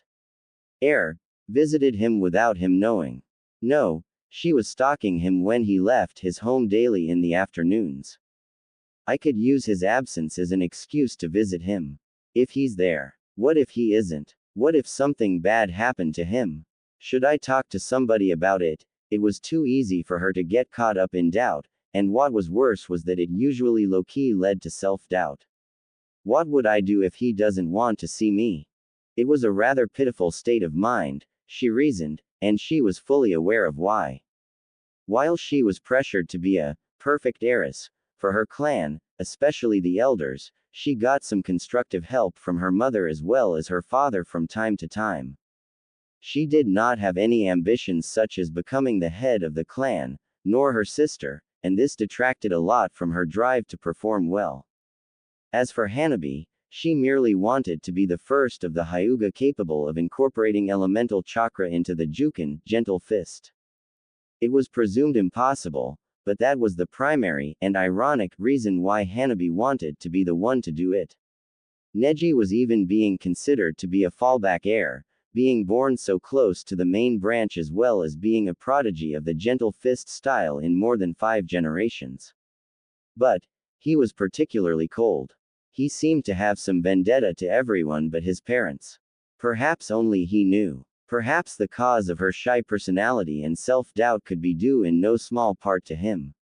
Suddenly, Hinata found herself in front of Naruto's apartment building and she sighed. She had been on autopilot again. However, this poor mental reflex seemingly sabotaged her by leaving her to try to actively think about what her next move should be. When a while had passed, she realized that she had been standing as still as a statue with her hand poised to knock for more than 10 minutes. What if he doesn't want to be disturbed? She pondered using her Byakugan. It seemed like the safest solution. If he's doing anything that seems important, I won't disturb him. If he's casual, I'll knock and request admittance. She formed her unique dojutsu hand seal. Byakugan. Her dojutsu immediately pinged into use with veins bulging around her eyes, enhancing her eyesight with the extra chakra. That must be him in the bedroom on the bed. Is he sleeping? Maybe I should just leave. But she looked on a little longer. Something felt off. She knew that Naruto did not take afternoon naps. He was too hyperactive for that. Besides, he would have been training at this time. And why was he lying down in that position, akin to a dead man? And his chest wasn't moving. It was as if he could be, well, dead. That was when she finally processed that last thought. Dead. No. With that, all self-issues went out the window and hesitancy be damned. She took a step back and rammed the door. The lock easily gave way out of the dry rotting door jamb, but the privacy lock and chain held fast. She rammed it again and the lock came out with a piece of the door's wood stuck to it. She rushed into the bedroom and gasped, seeing her crush lying stock still on the bed. Naruto-kun. She was about to burst into tears when she noticed him take a small breath and exhale. Now relieved, She became embarrassed to practically breaking and entering his home when he was only sleeping. She stood and waited a little longer, trying to match her breathing with his, just in case he was actually having difficulty breathing, as she wasn't up for checking him physically, she'd probably just pass out. Inhale. After taking a deep breath, she watched and waited patiently to exhale when he did. Despite having taken a deep breath, she was still forced to exhale after a minute, and it was only for a while later before he exhaled. Something's wrong. His breathing's still much too slow even for sleeping. She checked his pulse at his neck and timed it. She was now grateful for all those hours she'd spent extensively reading about the human anatomy when she was just starting to learn the Juken. She checked him twice, but Naruto's pulse was barely 10 beats a minute, and very faint. Hinata was surprised and rapidly becoming anxious. It was as if he was hibernating, for lack of a better word. The Hyuga immediately started to pace beside the bed. What do I do? What do I do? Call someone. Who? Give him CPR. Mouth-to-mouth resuscitation. She looked back to the object of her crush as a deep crimson blush crept up her neck into her face when her mind went into overdrive thinking of the implications. Kneeling down on the ground next to where he was on the bed, she tried to nerve herself up to try. But with her own face merely inches from his, her own hesitance and feelings for the boy stopped her, and superheated her face in a fiery blush. And as sure as night follows day, her thinking of Naruto like that led to fainting, and her head slumped down on his chest. X equals X equals. The gigantic nine-tailed fox grumbled to himself morosely. It had been 13 years since he was sealed. He could easily escape, what with Naruto relinquishing control over to him so easily. In fact, this wasn't even the first time that he'd been able to, but the truth was that he didn't particularly care for escaping. He had his reasons, the most predominant of which was the fact that he had nowhere to be, not to mention the potential scenario that Naruto would die. There was also the argument that he was probably safer being jailed than being free and being sought after by all the nations to be jailed again. Sure, he could fight them off, but he doubted he'd ever get to nap in peace again. The Kyuubi wasn't necessarily an evil being, especially considering that he was consisting of young, supposedly, good, chakra. Regardless of this, mentally, he was a neutral being and did things when he felt given to act. He helped when he felt generous, destroyed entire landscapes when he was pissed but otherwise just kept to himself. Minds were intangible and basically all things alive had one. It was what really counted in a being and it was specifically that which he was working on. Naruto's mind, that is. For 3 years, Naruto's had a seal suppressing the memories of his childhood. A recycle bin of sorts. The memories would have made him catatonic for life and soured him, perhaps even making him mental. But as any other trash can, there was a limit to what it could hold, but it could not be disposed of as Naruto's abilities, and principally his eidetic memory, which made that impossible. Now, the memory-suppressing seal was threatening Naruto's mental health, as well as his own. Naruto would go crazy, and the Kyuubi himself would just become chakra without a mind. Just random periods of behavior that would lack direction and purpose, so he was now forced to remove the seal. Hell, maybe the seal would have lasted longer if he was more proficient in Fuinjutsu, he thought as he finally finished. She slowly came to, with her limpid eyes seeing only a blur. She blinked as her vision became focused, trying to get her bearings. That's not my bedroom ceiling, she thought when she stared up above her. Wrong color. Had cracks, definitely not hers.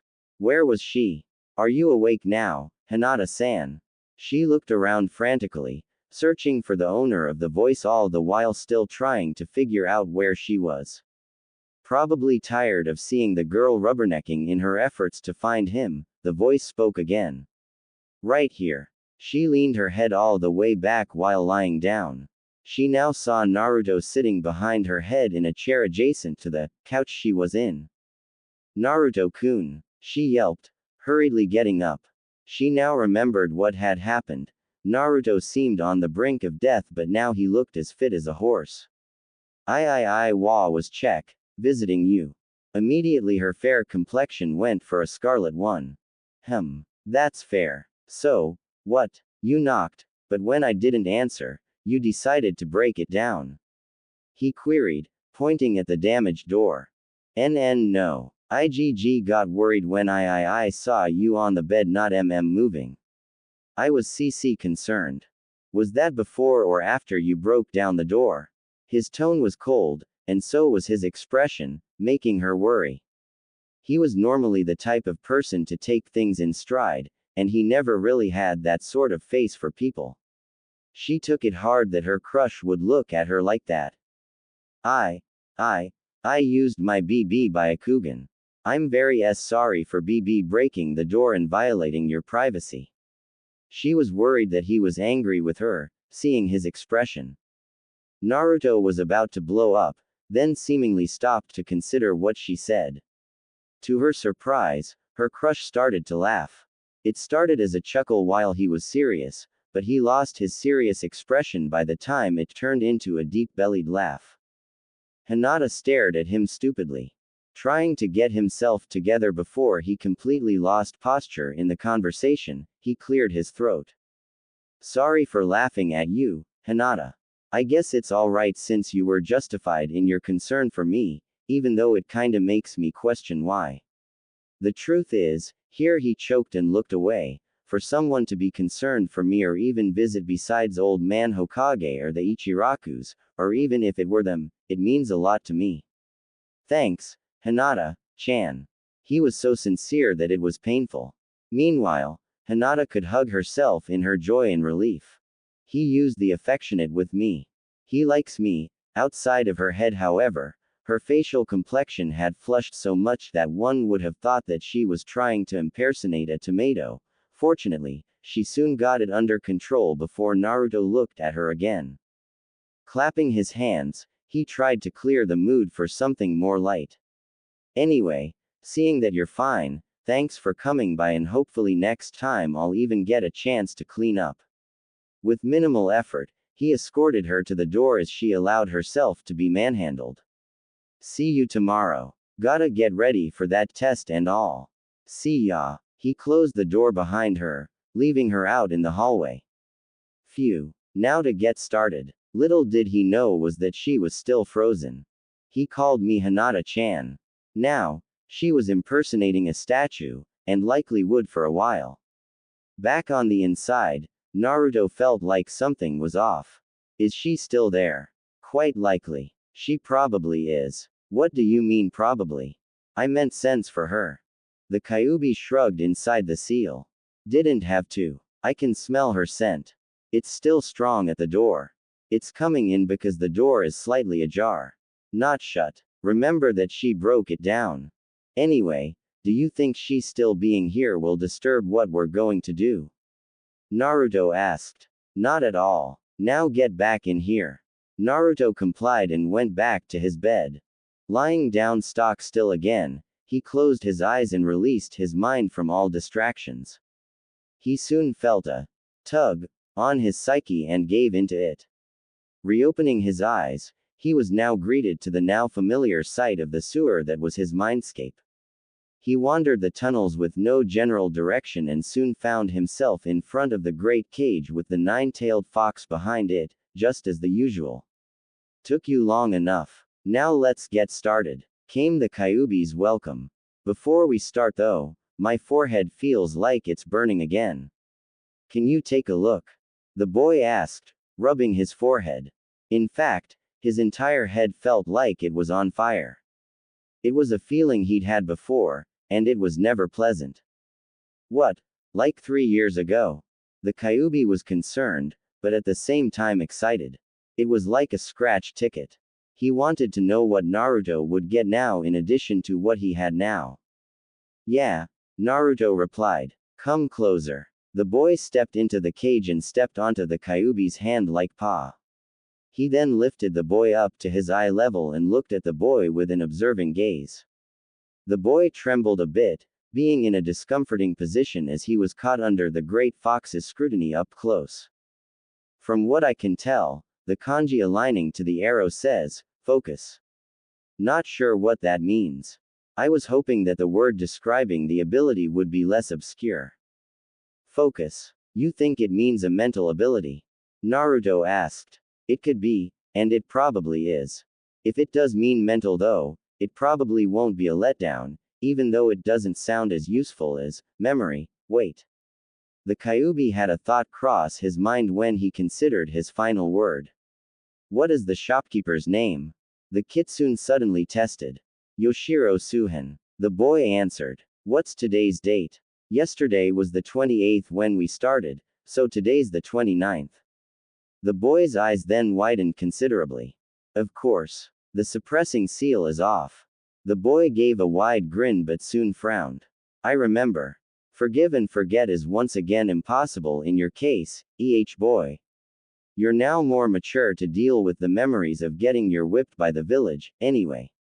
At least you don't need to walk around with that shitty notepad anymore, or having to keep asking me for the damn date. And, understanding, seems to active again. You're not as slow as a snail anymore. I'm still taking offense to all of this, you know. Let it be. Do you remember the school's lectures? Yeah, I can. What I was awake for, at least, the boy jested in good humor. Despite his eidetic memory now active again, he felt better. The monstrous kitsune put down the boy and snorted. Not the time for jokes. The exam's in 2 days, so you must study. The Kyuubi stopped to re-choose his words and laughed. Heh, I mean read the teacher's books tomorrow. You won't forget it at all. But damn, these abilities are strange. There could be more of them waiting to be unlocked.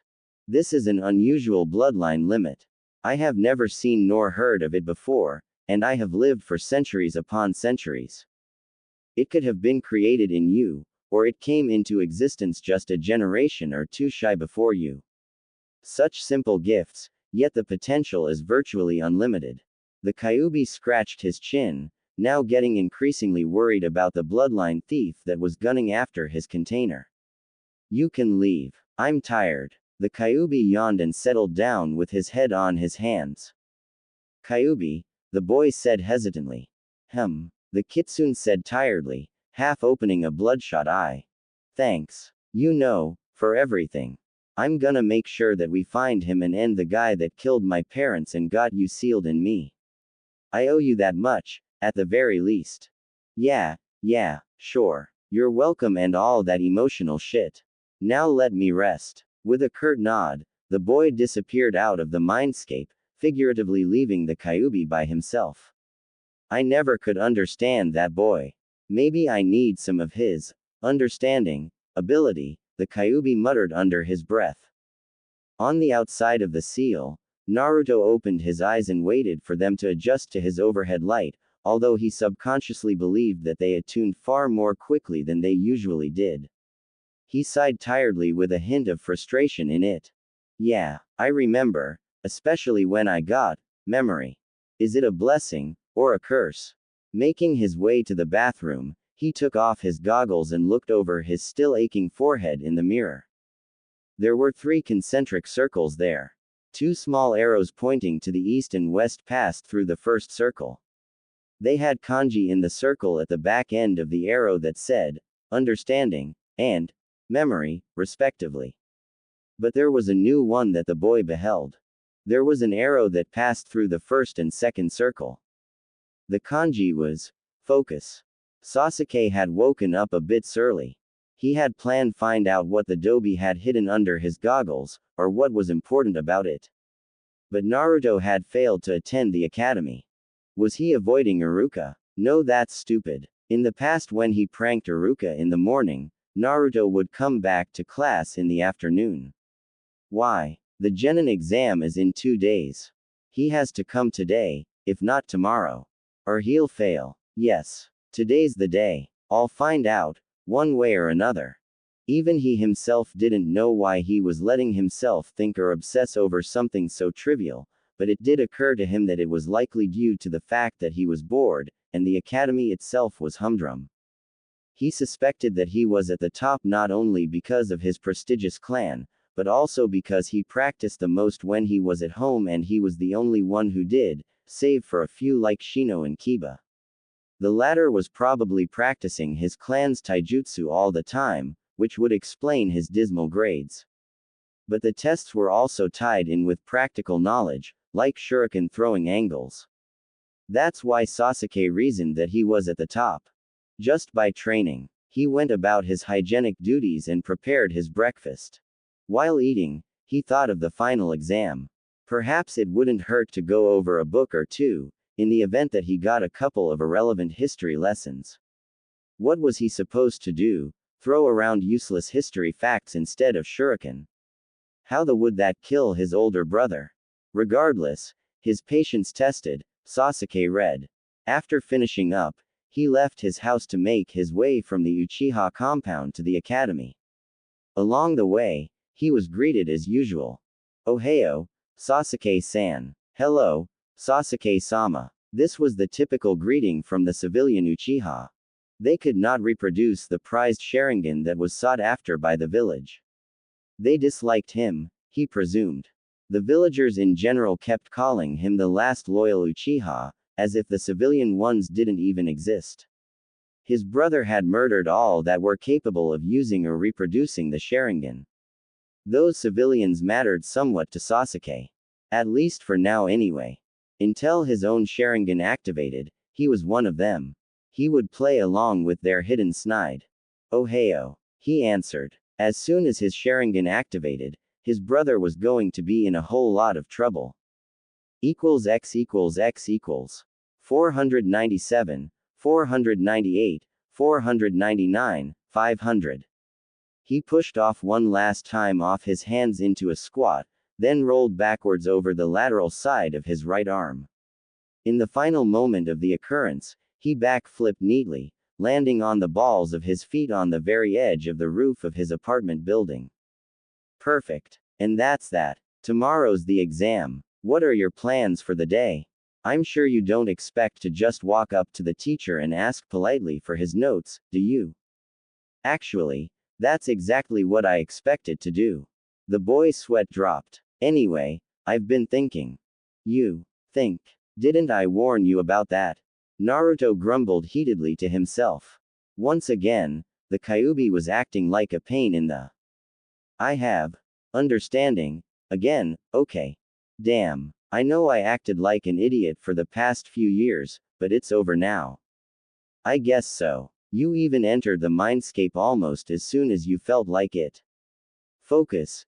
Seems mediocre at first, but now I'm thinking of the possibilities. You could even perfect mind over matter. To think, you could be tortured and you would be able to whistle through it all, simply by having your concentration elsewhere. Yeah, true. But I don't intend to get tortured anytime soon. Anyway, I've been thinking about the Genin exams. Go on. The Kyuubi was curious. It all boils to 200. At this, the Great Fox was confused. That didn't happen often, and certainly not within the past couple of years. He prompted the boy to explain, and Naruto obliged him. Exam results. Think about it. It all comes to 200. In the exams, they determine team placements by combined scores. They place the top 2 of the class with the bottom of the class. It's like a sum to 11. 1 plus 10 equals 11. 2 plus 9 equals 11. 3 plus 8 equals 11 and so on. I understand. The top 2 best in the class plus the last is like adding 100 plus 100 plus 0. As it gets closer to the middle, you would see something like 90 plus 90 plus 20 or 70 plus 70 plus 60. A sum to 200. In other words, Sasuke plus Sakura plus you equals shit. The Kyuubi now realized what his container was driving at. Yeah, it worries me too, especially having to go on a team with Sasuke, even though I really don't mind Sakura that much despite how punch-happy she is. But think about it. We could use this knowledge to manipulate who we could want as a team. Naruto was growing excited, but his mind did not wander thinking of the possibilities. Naruto went about his normal hygienic activities while he kept up the discussion. Let's see. Using numbers, without counting those ordinary civilian ninjas. They have nothing notable. They all average out each other. Sasuke, 95. Sakura, 95. Shino, 90. Hinata, 90. Ino, 80. Choji, 80. Shikamaru, maybe 30 or 40. Kiba, 20. Me, 10. Naruto snorted while Kyuubi laughed out loud. You had it coming, boy. What with falling asleep and truancy in the mornings and whatnot. You know it wouldn't have made sense anyway. My memory at the time. True. But you could have taken notes. We're straying from the issue. By now, Naruto had donned his new outfit. It's safe to say that the Uchiha and Haruno will be a team. Inuzuka, Aburame and Hyuga will be on another, and the last team will be a repeat of Ino Shikacho, being comprised of Yamanaka, Nara and Akamichi. Let's see. The members of Ino Shikacho are out. Besides, one's perpetually lethargic, one needs to constantly eat to store fat and has no stamina to support his weight in Ino, he grimaced. Gives blondes a bad name. Oh, as if you were any better. He ignored the jab at his intelligence. I don't want the stuck-up Uchiha on my team, and I guess I don't want Sakura on my team after all. That leaves Kiba, Shino and Hinata. You should definitely go for the Hyuga. She obviously likes you enough to visit you when no one else would. The Kitsune did not mention that the girl was infatuated with him though. He was content to let his container figure it out. He would simply count the days it took him before he realized, starting with today. It still didn't appear likely, and the Kyuubi low-key got the feeling that Hinata would have to yell it into his face. I guess that part about Hinata makes sense. That leaves Inuzuka and Aburame. Shino seems to be the most chill out of all of us, and he's pretty smart too. Kiba, now, he would probably be constantly fighting for dominance like his clan. They act like dogs, fighting to be the alpha. They imbibe it from their mother's milk or something. He would be the easiest to manipulate, or the easiest to cheat out of a team. But if ends up on my team, it'd probably be a daily pissing contest with him.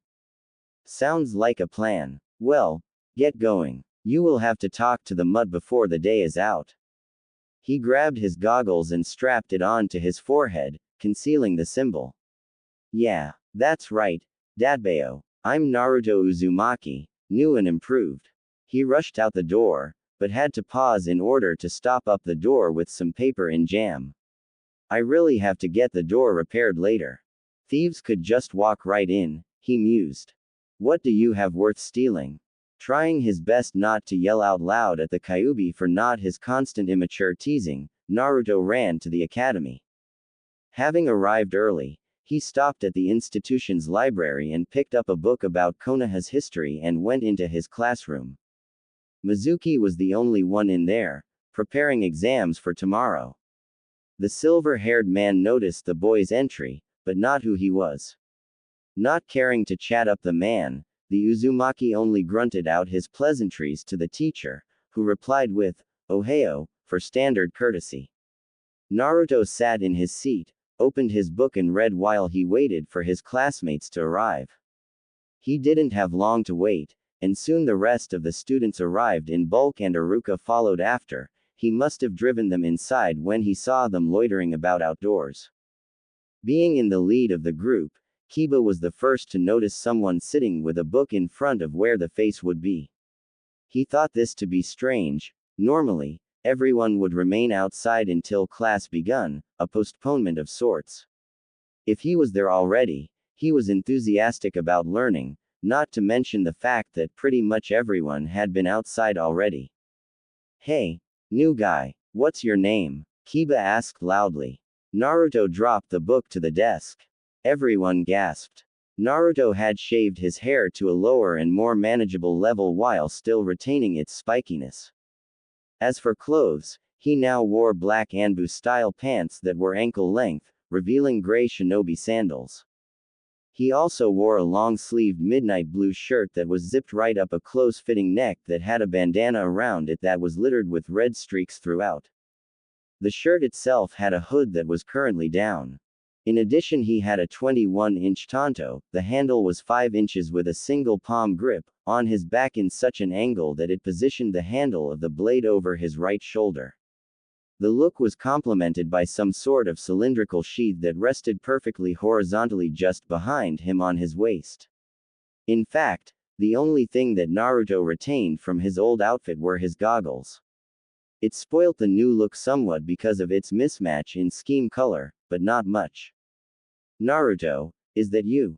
Iruka was stupefied and the body of students were shocked beyond belief. Sure, Iruka-sensei, it's me. The boy answered. I only got a haircut, what's the big deal, huh? Now hearing the boy's voice, Mizuki looked up for the first time from his paperwork and observed the development. What's that damn brat up to now? He muttered under his breath before clearing his throat to speak up out loud. Naruto. Nice outfit. Finally decided to have mercy on our eyes by getting rid of the eyesore of a jumpsuit you owned. What inspired you to wear these clothes and get that tanto? Mizuki asked cheerfully. Getting serious for the exam when it's almost here. Something like that, I guess. Naruto answered. Iruka was surprised. He could tell from the boy's aura had chanced in the single day he'd spent away from school. He still retained his eccentricity, but the facts were there. New clothes, explained his situation in 6 words, wasn't being excitable. Clothes didn't necessarily make people brand new, but this was a brand new Naruto. Ha, look at him, trying to act all tough. Bet he still can't even do anything worth a damn, Kiba laughed scornfully. Akamaru, the boy's companion dog on his head, barked somewhat unsurely. Naruto frowned a little but soon let a smirk dominate his features. Heh heh, hey Q, I just found a way to manipulate the Inu here. It's convoluted, yet simple. It can't lose. What is it? The fox was now interested. Naruto was becoming increasingly clever, he could admit that. But the day when Naruto's intelligence exceeded his might be soon upon him. Think.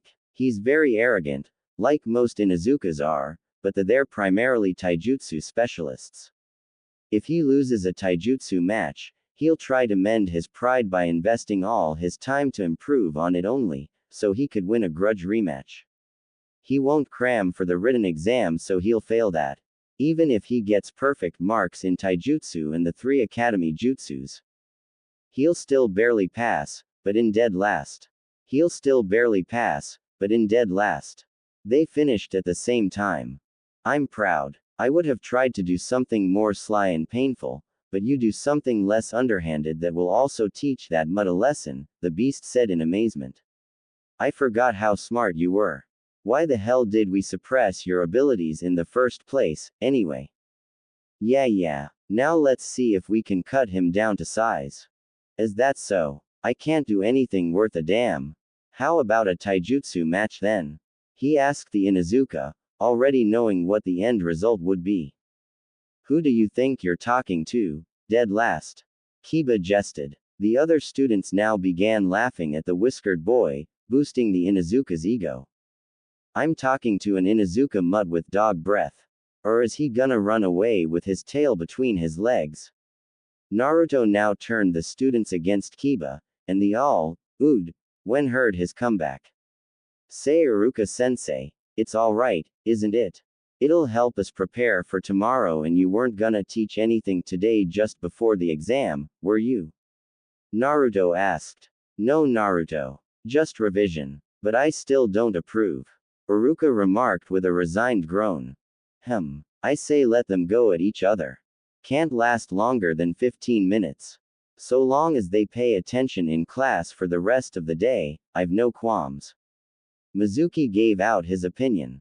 Hey, shouldn't last more than 15 seconds. Inuzuka is going to rip the little shit to shreds, especially now since he's angry. Should be fun to watch. He thought. Alright, I guess that's true, Yumino conceded. He still didn't want this to proceed, but he really didn't have a choice. If it didn't go through, his students would heckle him for the whole day. And besides, If Naruto ever deserved some sort of karmic action for a prank, particularly a recent one that was paint-related, then this was fair, although he hoped Kiba wouldn't kill him. X equals X equals. The students surrounded the sparring circle, and Sasuke pushed his way to the front. While he wouldn't admit it, he was eager to see if his questionable theories on Naruto were true, that being whether or not he was actually concealing his skills. Perhaps even more interested in Naruto's welfare but too hapless to try to go through the crowd to observe more closely, Hinata activated her Byakugan to see through the crowd, and marked Naruto out as usual because of his uniquely large chakra coils. Naruto handed his tanto to Shikamaru, mouthing to him to keep it for him. He then took his place on the mat, where Kiba was doing stretches. Ready, mutt. Just you watch, the boy growled back. Naruto, what about that? Iruka pointed at the holster peeking from behind Naruto. He wasn't sure what it was, but he was sure that it was a weapon of sorts. What about it? Taijutsu match. You know, hand to hand. It's in case Akamaru intervenes. Naruto said shortly. And in case Dog Boy gets feral and claws start coming out. Kiba was born with the ability of the claws from his nails. Tools. Naruto retorted. Excuse me. Iruka was confused. They're all tools which assist him, just like how a clan would have bloodlines and techniques like the Sharingan, the Byakugan, or Shino with his insects. They're all tools which assist them, as are my weapons. Naruto explained. As if I need Akamaru or my claws to beat the likes of you. The Inuzuka called. Iruka was shocked. Naruto had defended himself eloquently, and since when did he have the moxie to teach?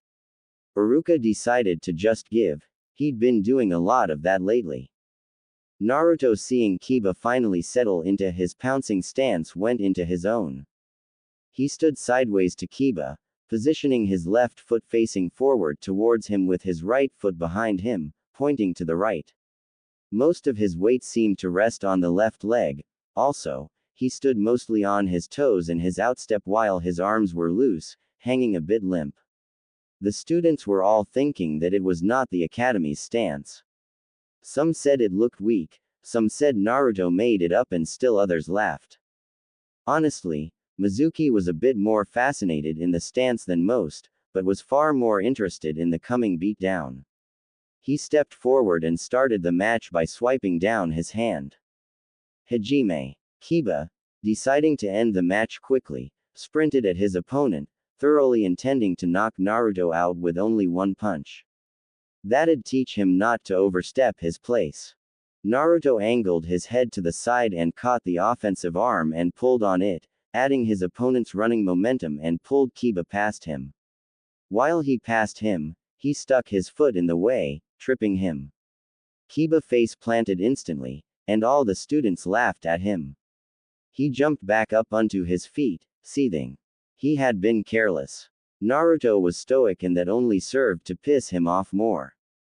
He threw punch after punch at him, kick after kick, each being countered and him being thoroughly embarrassed with each passing one, as well as growing tired. Akamaru barked concernedly from the sidelines. Finally, he decided to kick Naruto, below the belt, aiming for his groin. Naruto, seeing that he wasn't going to give up, decided to go on the offensive. He sidestepped the kick and delivered his own kick to the back of Kiba's leg behind his knee, point driving upwards. Gasping in pain, he abandoned the failed kick, holding his leg. Naruto didn't give him a chance to recuperate, kicked away Kiba's pained leg, delivered 2 quick punches to his side and 1 to his gut. Kiba tried to yell in pain, but all his air was pushed out of him.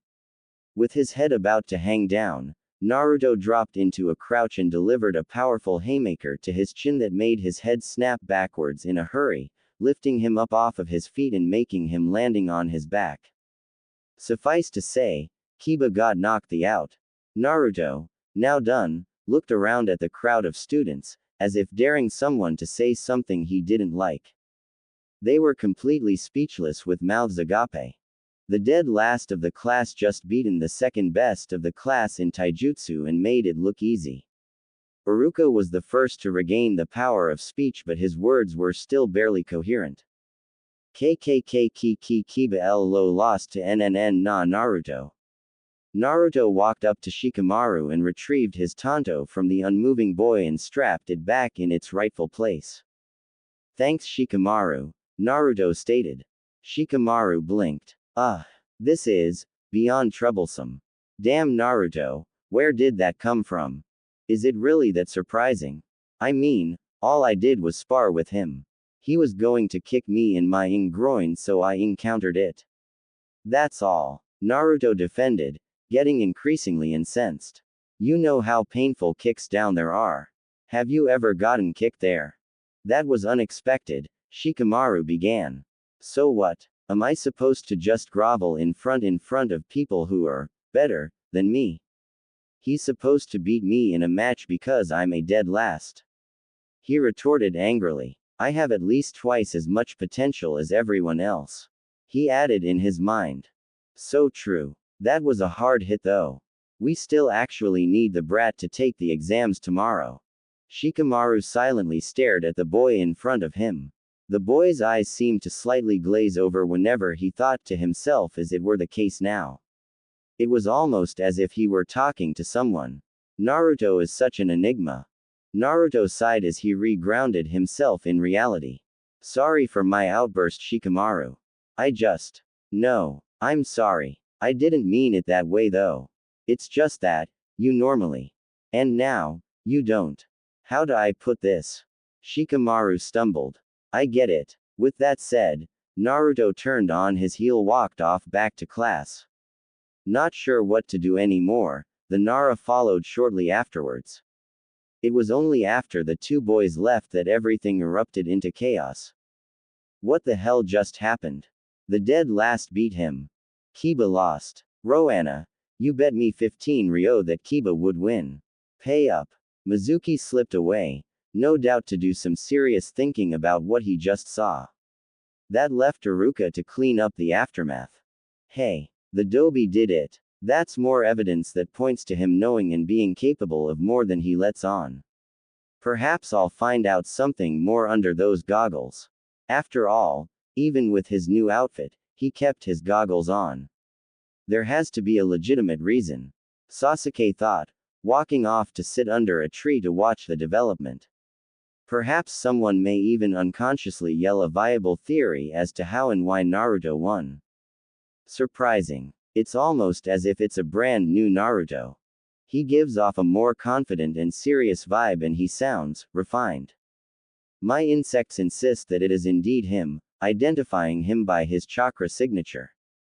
This requires more information. Was he holding back or acting irrationally on purpose? He couldn't have amassed the skills to beat a taijutsu brawler like Kiba in just a day, or even a month, when Kiba has practiced every day even before attending the academy. He had to have been receiving special tutoring for some time. But why would he hide his skills? To what end? The stoic bug user remained unreadable to the outside world. But it was obvious that he was thinking of the match. Who wouldn't be? Naruto-kun won. Hinata breathed a little easier. She had worried that Naruto would have gotten hurt and lost badly to Kiba. It seemed that her concerns had been for nothing. But she couldn't help but wonder if his new behavior was due to what had happened the day before. She blushed when she remembered that she had broken down his door, and how he reacted when he found out what she did. Ino picked up a stick and poked the still unconscious Kiba in the side, but found him unresponsive. Is he dead? He's not dead, Ino pig. He's only unconscious. Quit acting like such a blonde. Sakura yelled. Oh yeah, Bill bored brow. Ino pig. They immediately started butting heads like cattle, fighting for dominance. Iruka gave a long exhale. It really was Naruto's gift to make a class go chaotic in no time flat. Everyone, get to class. Back in the class, Naruto sighed and placed his head on the desk. As he blinked, he found himself in the mindscape in front of the seal. He peered through the bars and found the great fox sitting on his haunches, waiting for him. What do you want? I need advice. That will be one extra, you know. And I'm already on 97. As soon I finish up to 100, you can finally fix this damn seal into something more scenic. 97. That many. Memory doesn't lie. But I never knew you counted advice. Advice counts as help. Take it or leave it. Besides, it's been more than 6 years that I've been waiting. Naruto sighed. I'll take it. 98. The Kyuubi nodded. What is it? Am I moving too fast? I mean, I knew I was pushing it by wearing the outfit and all, but I'm revealing some skills I think I should be keeping hidden longer still. And I don't want Ito catching on to the fact that I'm not a dunce anymore. The guy still wants my bloodline. Frankly, those skills you showed weren't overcomplicated. All you did was counter Kiba's attacks. Besides, those were his weaknesses. He didn't realize that he was the only one attacking, not to mention the fact that his attacks were just attacks with muscle. They lacked any real direction or preceding thought.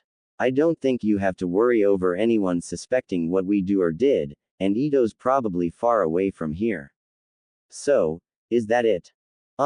Yeah, I just don't want to be suspected or put under surveillance. I don't want my name slandered or my privacy invaded. Like what the Hyuga did yesterday. The nine-tailed fox gave a toothy smirk. That's different. She did that out of concern. The boy defended. Feeling something foreign happening on the outside of his body, Naruto left the mindscape. Look. The guy's asleep. A civilian student exclaimed. I'm not surprised. They agreed for 15 minutes, but they were fighting it out for half an hour. His friend replied. Hey, I'm grateful. That's a half hour I don't have to listen to Iruka-sensei's lecture. I don't look at it that way. I look at it as a half hour of sleep lost. The boys laughed but were rudely pushed out of the way by a certain Uchiha. Out of my way. Hey, watch it. Geez. What a prick. The raven-haired youth ignored the boys whom he had affronted. He looked to the Uzumaki who seemed asleep. Perfect. This was likely an opportune time to remove those damned goggles. His curiosity had reached its peak when he replayed the fight in his mind and realized that whenever Naruto would be harmed in the face he took more precautions to protect it than even his weakest vital areas. What aspiring ninja would do that? Shouldn't your vitals be the most guarded? He reached up to the sleeping boy and lifted his head with one hand. Unresponsive. Must be a heavy sleeper. How pathetic. Sasuke-kun, what are you doing? Ino asked. The Uchiha did not answer as he grasped the boy's goggles with his free hand and started to pull it off. Naruto's eyes opened all of a sudden and grabbed Sasuke's offending hand. What do you think you're doing, Uchiha? He bit out, already more than just a bit upset. I'm taking your goggles off. What does it look like I'm doing? The boy replied arrogantly. They're mine, so shove off. Naruto stood up and gave him a slight push away from himself. Try that again and I'll break your arm. He could still be an idiot. I could just ask him. Sasuke thought. Can I look them over? He asked. No. Sentimental value. The Uchiha said something he never thought he'd say. Please. He strained. Sorry. No. Naruto was shocked to hear the Uchiha showing courtesy. Perhaps there was hope for him after all. Naruto baka. Just give Sasuke-kun the stupid goggles. Sakura yelled at the blonde-haired boy and attempted to punch him in the head. He perceived the attack and in the time it took to connect, he debated on whether or not to let her him. After hesitating, he allowed her to, and it struck in the same spot where she always battered him in the past. Regardless, he didn't flinch, and his head didn't budge. She was surprised at the circumstance that he didn't cry out or keel like he usually did, and only stared at her with a countenance of mixed emotions, that being disappointment, anger and, strangely, relief. It hurts, you know, he said quietly. But you don't know anything about me other than my name, but you're always hitting me. I liked you, Sakura. Liked. He repeated, adding emphasis to his usage of past tense, and even if you're not sorry, I am. We were shallow, and both fools. His strange expression soon twisted into a glare, and Sakura, who was still trying to process his message, winced and backed away when she saw it. I'm not anymore, and I hope you change too. Until then, never touch me again. Still not fully able to sort out what he meant, she still managed to understand the threat and retreated from him quickly. Things were quiet for the rest of the day. Quiet and inexplicable.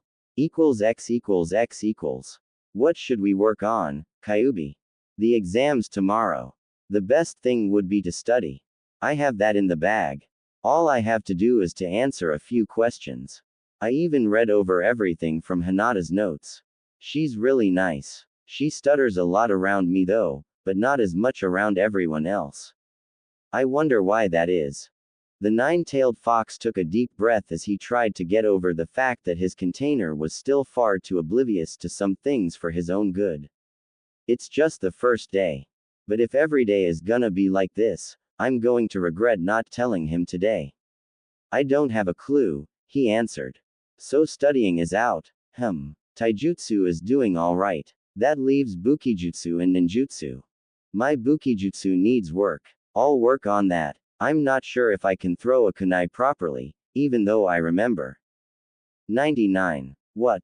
No, it's not. You asked me for what I thought. Which is my opinion, which is guidance, which is advice, which is help. Therefore, it's now at 99. Naruto growled in frustration. Fine. I didn't know I was that helpless. He grabbed up his shuriken and kunai holsters before looking over the abandoned training ground he was in. Spying a training post, he approached it and set it upright and checked it. Seems to be in good condition, he muttered to himself. He backpedaled away what he guessed was 30 yards away from it and towed a line in the dirt. I've never made it accurately from this distance. I usually miss by a couple of inches at least, and that was before you put the seal on me, he remarked out loud to the Kyubi as much as did to himself. Just try it. Every time you miss, you have to cut yourself.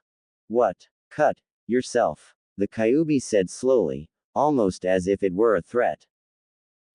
I would try my utmost best so as to avoid maiming myself. Interesting, Naruto said in mock appreciation. No. Do it or I'll give you horrible nightmares. Naruto scoffed. Like what? Make you dream of kissing the Sandaime Hokage, for starters. Or make you relive the Anbu feeding you vegetables. What the? You're sick. Get to it. It was extremely difficult, if not nigh impossible to affect his dreams. But his container didn't need to know that. Motivation was needed. Naruto hurriedly got out his weapons, 3 kunai and 7 shuriken. The boy stared at the bullseye intently. All right. Just don't miss. He threw the first kunai. He watched it sail through the air to the target.